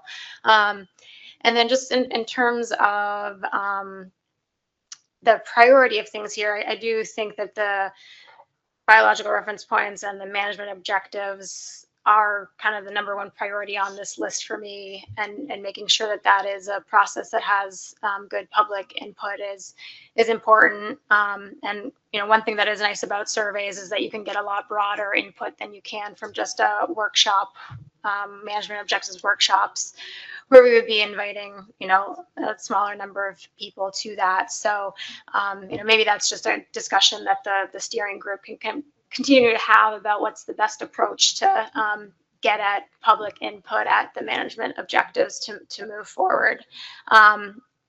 If it is a workshop, I'm a little hesitant about a regional workshops. I think there's benefits to having the whole management unit in the room to hear each other, and how those objectives may differ by region though. So thank you. Yeah, thanks, Nicola. So is there any objection to removing option 2 for the composition of the work group? Okay, seeing none. All right, yeah, we're definitely narrowing down the composition, which is great. Any other thoughts? And Tony, I'll turn to you. Any other input we need to kind of firm up the guidance that staff needs, to move this along? So we do still have John's option 1 of a simplified work group, kind of the way we've worked on things in the past, over this first option. And I apologize, John, that I don't have more words here. I was typing at the end. And so we do have 2 paths here. So we need to decide which path we want to go down.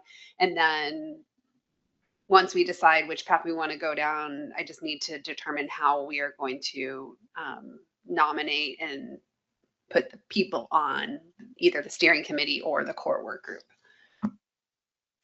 Okay. Thoughts on that, John? Yeah, thank you, Mr. Chair. If I just briefly, I just want to keep things simple, just because we're the managers. Ultimately, it's going to come to the board to decide. I think as board members, we already hear from the public all the time. I think, as I said, that Menhaden work group was very effective by having a public comment period at the end of each meeting. But, we're not doing a focus group for a new protein bar here. This is management that everybody knows what they think about striped bass already. So the point is to just kind of focus where we're going forward with this. So that's why, once again, I think keeping it simple is the way to go. Okay, I saw Doug's hand. Doug? Well, my suggestion, because both of these deal with essentially 6 board members or just a core working group, that maybe we look at what was the recommendation in item 2, option 2, for the 6 board members, and that is the board chair plus one from Chesapeake Bay State jurisdiction, Delaware Bay jurisdiction, Hudson River jurisdiction, Southern New England, and Northern New England. That would make up the 6 core working group or steering committee, whatever is the pleasure of this board. Okay, thanks. Yeah, and I think that's what we need to hone in on is, the steering committee or the core work group. Kind of looking at Tony just to kind of make sure I'm getting this right as far as what the board needs to kind of pick, so we don't have competing things. There's a lot of similarities, but just make sure we're not having competing ideas here. We definitely have 2 competing ideas. So if we can't agree, then we can just get a motion on the table. Shannon? I just want to say what Doug is proposing is perfect for either option 1, just core work group, or steering committee. The only thing I'm also thinking about when I'm thinking about my steering committee idea is I think I'd like 1 member, probably the AP chair, because again, that steering committee is going to help dictate who's going to be on the larger management objective workshops. So I'd like to see that person be a part of this process as we kind of build it out as well. So just just one more in there. Sorry. I know that I was keeping it tight, but just that extra.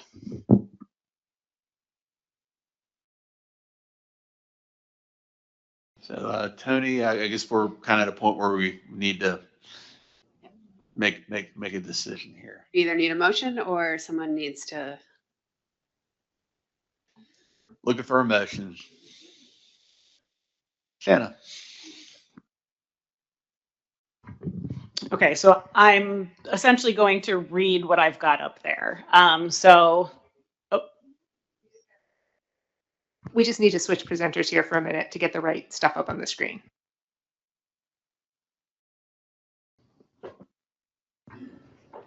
Okay. Move to use a steering committee to task out to several groups the various issues that we have within this document, followed up by the stock assessment, followed up by a management objectives workshop for striped bass in 2027. The steering committee would help to dictate that process the whole time. Does that make sense?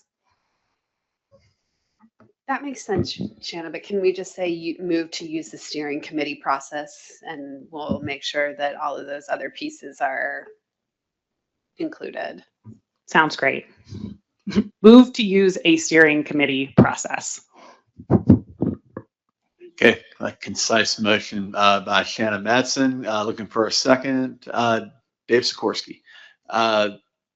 Further discussion on the motion. Shanna, I guess you gave some, context. If you have any other thoughts on that. Just real quick, I guess I would say the reason why I'm looking for this a bit more complicated process is because I think it's a really complicated topic. When I went through the management objectives workshop for Menhaden, I think that the trade-offs between all of the various management objectives need to be on the table and discussed in that room in order to be able to understand specifically what we are and aren't giving up here. I just think with our flagship species, again, it just really deserves the same time that we've given other species. And I guess I would say ERPs are the result of that EMO workshop. So I think we should attempt this for striped bass as well. Okay, thanks. Is a seconder, Dave? No comments? Okay, further discussion on the motion?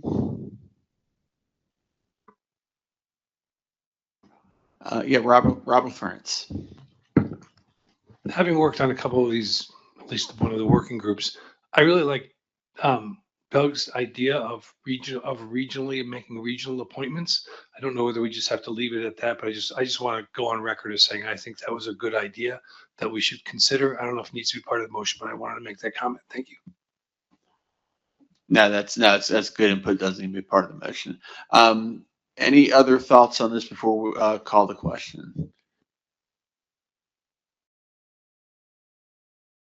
Okay, I was going to see if there's any objection, but I'll just quickly check. Does anyone need time to caucus first? Question, David Borden. So, thank you, Mr. Chairman. I'll make this brief. If we're going to do a steering committee, shouldn't we have some discussion about how we're going to pick those individuals? I don't think the staff wants to be put in the role of picking the individuals. I have a suggestion if Tony doesn't have a suggestion. Yeah, I mean, we could talk about that quickly now, or vote on this motion and touch on that detail, because that's an important one. Are you okay with calling the question and discussing that? We can talk about it next. Perfect. Okay. So, is there any objection to the motion up on the board? Okay, seeing none. I've got a question, Roy Miller. Excuse me, Mr. Chair. I just want to make sure I understand. We've discussed this back and forth, and I'm no longer, I'm certain I know who would be on the steering committee. Was it the suggestion of one from each producer area and one from New England. That suggestion, I think it was Doug that brought it up. Is that what we're following? The suggestion was, and I haven't heard opposition yet, but I was going to just confirm that, is that we go with that. That would be 6 board members. So the chair plus a person from the Chesapeake, the Delaware, the Hudson, Southern New England, and Northern New England. There would be a TC SAS representative that could be the chair or could be somebody else, and the AP chair. Those would be the steering committee. Thank you. Shannon? I'm just wondering if we should put that in the motion at this point. It seems like people are kind of confused. We can. It just will take us time. Or is it reflected on the record? The board can nod if you need it up on the motion, or if it's reflected in the record and everybody understands, then we do not need to write it up there. Does the board understand the makeup? Okay. All right. So we'll keep the motion the way it is. All right. So is there, just to double check, is there any objection to the motion? Okay. Seeing none. Back to David Borden's question about who's on the hook to pick the steering committee. So David, I don't know if you had anything else to add The to list that. that Tony just read is where in the document, Tony? It is listed under number 2 of the work group composition. It's on page 2, and it's board chair plus 1 from each spawning region: Chesapeake Bay, Delaware Bay, Hudson River, Southern New England, and Northern New England. In the past, when we have put together work groups, we have solicited nominations from the board, and we could do that by region, I guess, or anybody could nominate someone for these areas, and then we've had the chair finalize that work group. That's what we have done in the past. We can do that for this, or there's some other way that the board would like to establish that steering committee. Let us know. Yeah. Follow up, David? Yeah. Yeah, thank you, Mr. Chairman. I'd prefer it was, personally, I'd prefer it if it was equal numbers from the producer states and equal numbers from the coastal states. Isn't it the way that language is written, Tony, and I'm not looking at it, is it 4 and 2? Is that what the composition would be, or am I? 1 person from the Chesapeake, 1 person from the Delaware, 1 person from New York Hudson, 1 person from Southern New England, and 1 person from Northern New England. Okay, so we end up with 3 producers states and 2 coastal states, or Plus the board chair, who is a coastal state. yeah, I guess my only point would be I'd prefer it if it was 3 and 3, and it would be fine with me if the producer states selected their 3 candidates and the coastal states caucused and selected their 3 candidates.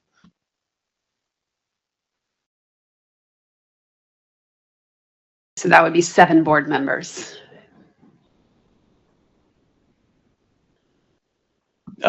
Dave Sikorsky. Thank you, Mr. Chairman. I can understand the concern, but I think the whole point of the steering committee is to get us to the point where we have the work group that can be more broadly representative of everybody's interests. Also, coming from a producer area, we also have a coast. All right, so we have coastal fishers, bay fishers, et cetera. So I know for the steering committee, I'd prefer we keep it simple. And what Tony just listed off is sufficient for me. Thank you. Okay, any other thoughts on kind of the original idea of the steering committee composition? Is everyone okay with that? If there's kind of strong ideas as far as changing that composition, probably should do it through a motion. If not, we'll go with what we were originally discussing. Nicola. Just a question as to whether the steering committee meetings would be open to other board members to listen in and chime in if they feel like something is missing out. Thanks.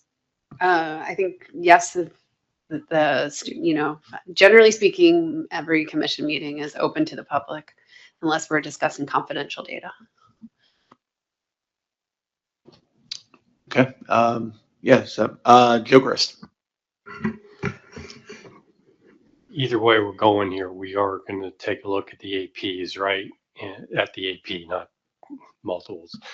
Long day for all of us, but we're going to look at that because I know I think Josemina said it earlier, we really need to be going to dive in on the AP and getting it repopulated correctly. The steering committee would only have the AP chair, and we can dive into evaluating what the AP composition should be as we move along through between now and when we get to the management objectives workshop. Okay, let's look around the table. Anything else on this, Tony? Is there anything else you need from the board on this task? No, no. All right, thanks. I appreciate that. Did you say it passed? If I didn't, the motion passed with no objection. Probably got lost in the shuffle, but yep, that's what we're going with. So easy to lose track. Sorry about that. So, all right. Well, next on the agenda is an update on Addendum 3 implementation for the Maryland season. Look to, or maybe, or we'll see who wants to cover that. I might be able to get it done real fast for you if that's helpful, Mike. There's two things I need to report on here. The first was that Maryland did in fact implement the season that was in their implementation plan, and we have, you know, and they're moving forward with that. So we put this on the agenda just in case there was a change, and there is not, so moving forward. And I also wanted to note that the Potomac River Fisheries Commission, in evaluating their total length definition, actually already had that definition within their current regulations. So they are no longer putting in place what they had proposed in their implementation plan because what was in their definition already was sufficient. So just letting the board know about that. That wasn't in the agenda. All right, thanks, Tony. Any questions on that? Okay. All right, moving along is next item is discuss a timeline and process to provide feedback on no fishery striped bass aquaculture plan. We've got an update, a presentation on this at the last meeting, and you'll probably notice, just those in the room, that the table's a little more populated than most striped bass meetings.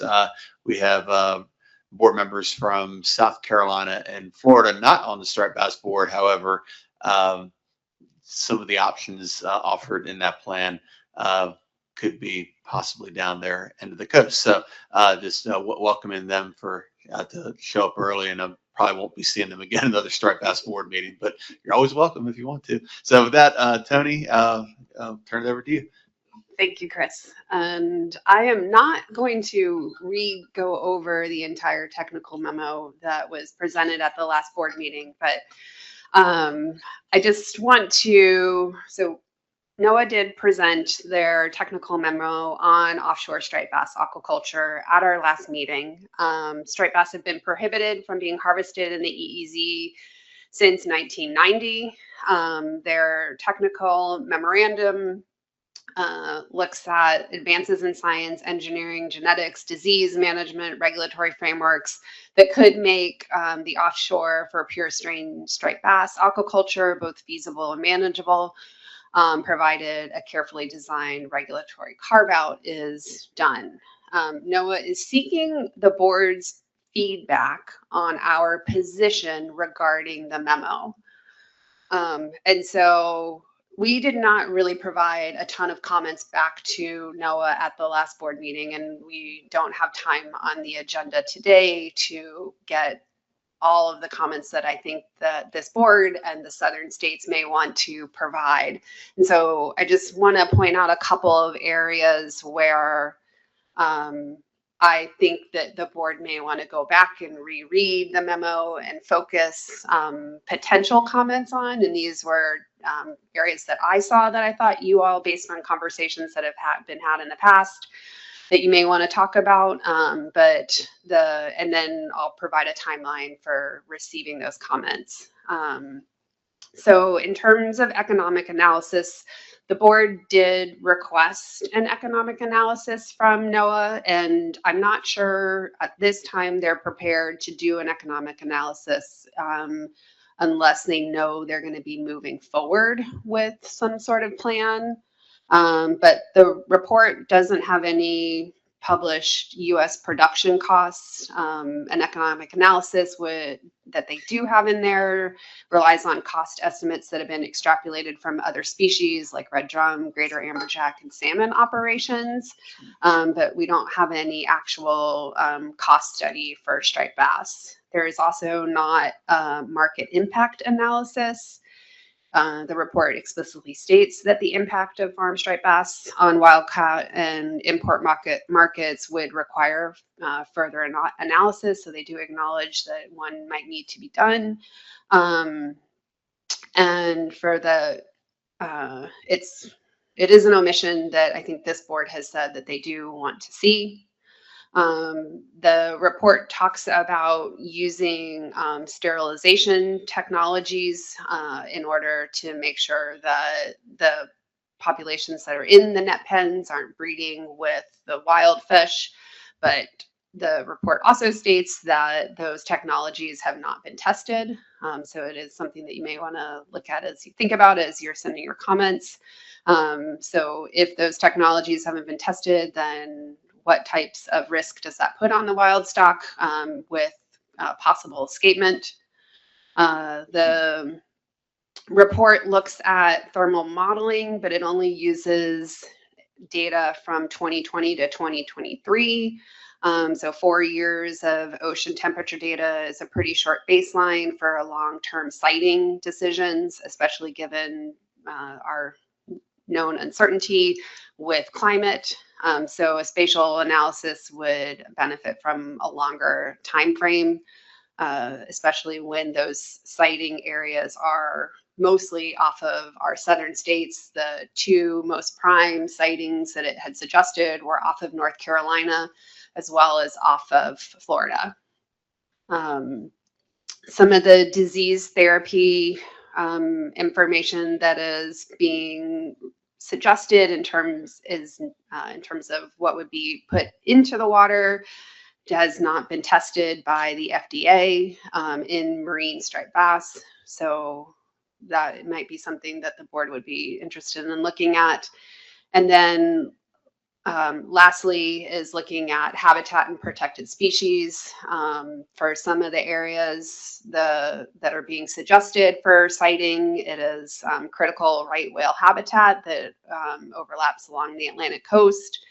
So offshore permitting processes may face a lot of scrutiny under Section 7 consultations as well as entanglement risks. It does suggest using an entanglement risk framework, but to my knowledge, using a 3D entanglement simulator, but to my knowledge, that simulator has not actually been used before. It has not been brought forward to the TRT, so I'm not aware of what that simulator would be.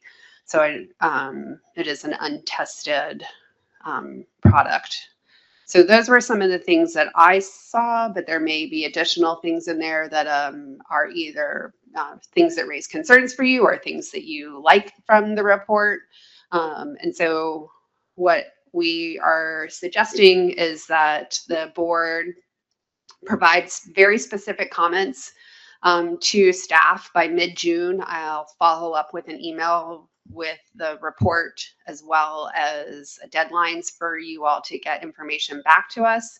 We would take all of the information that you've given us and draft a letter for the board to review, and we would invite the southern states again if they wanted to participate during that time frame. Anything that this board would approve for a letter moving forward back to NOAA would also go to the policy board in August for final approval, and then we would send that letter off to NOAA Fisheries in early August. And I can take questions. Thanks. Questions for Tony?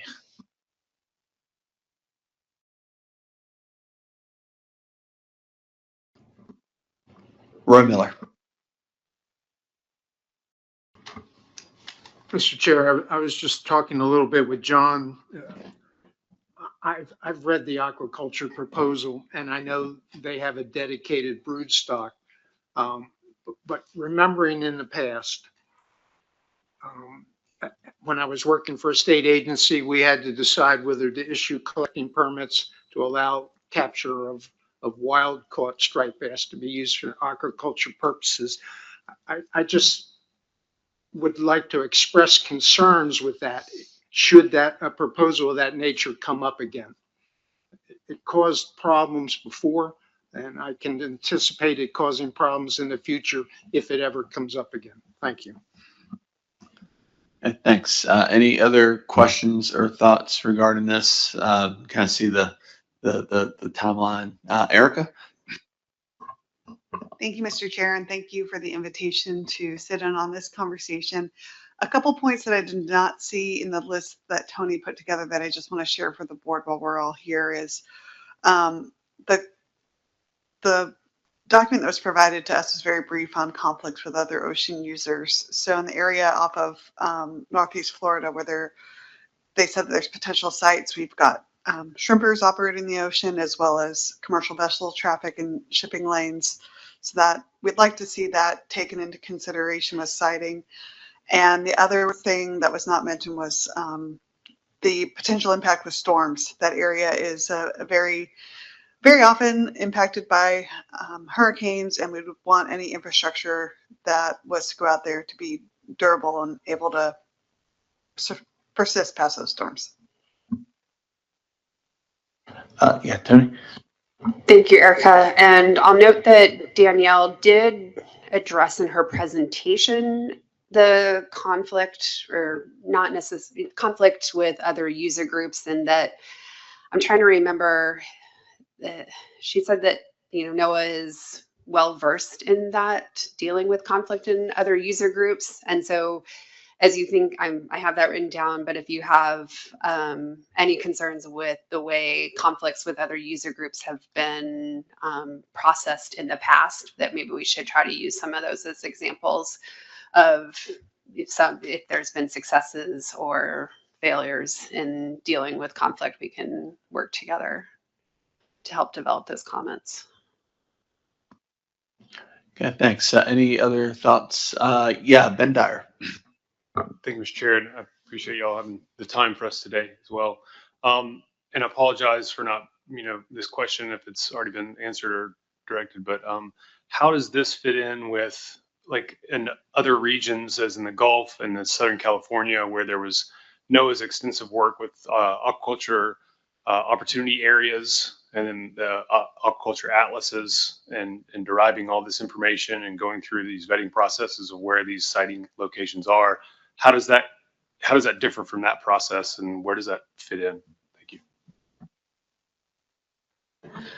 I can take that question back to NOAA, Ben, but I don't know unless Max is turning his head. He's not sure. So I'm not sure, but I can ask of that and then get back to you.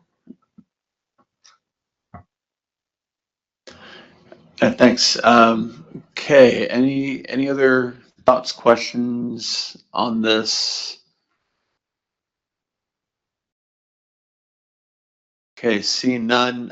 Yeah, so Tony will follow up with an email asking board members for comments.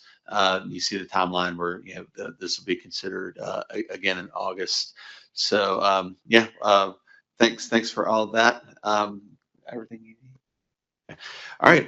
Yeah. So on the short rows now. Next item is to elect a vice chair. So I'll be looking for a motion. Megan. It would be my pleasure to nominate Nicola Meserve. Second by John Clark. Any discussion on the motion? Any objection to the motion? Motion passes. Congratulations, Nicola. No entertaining an early retirement, Chris. Okay.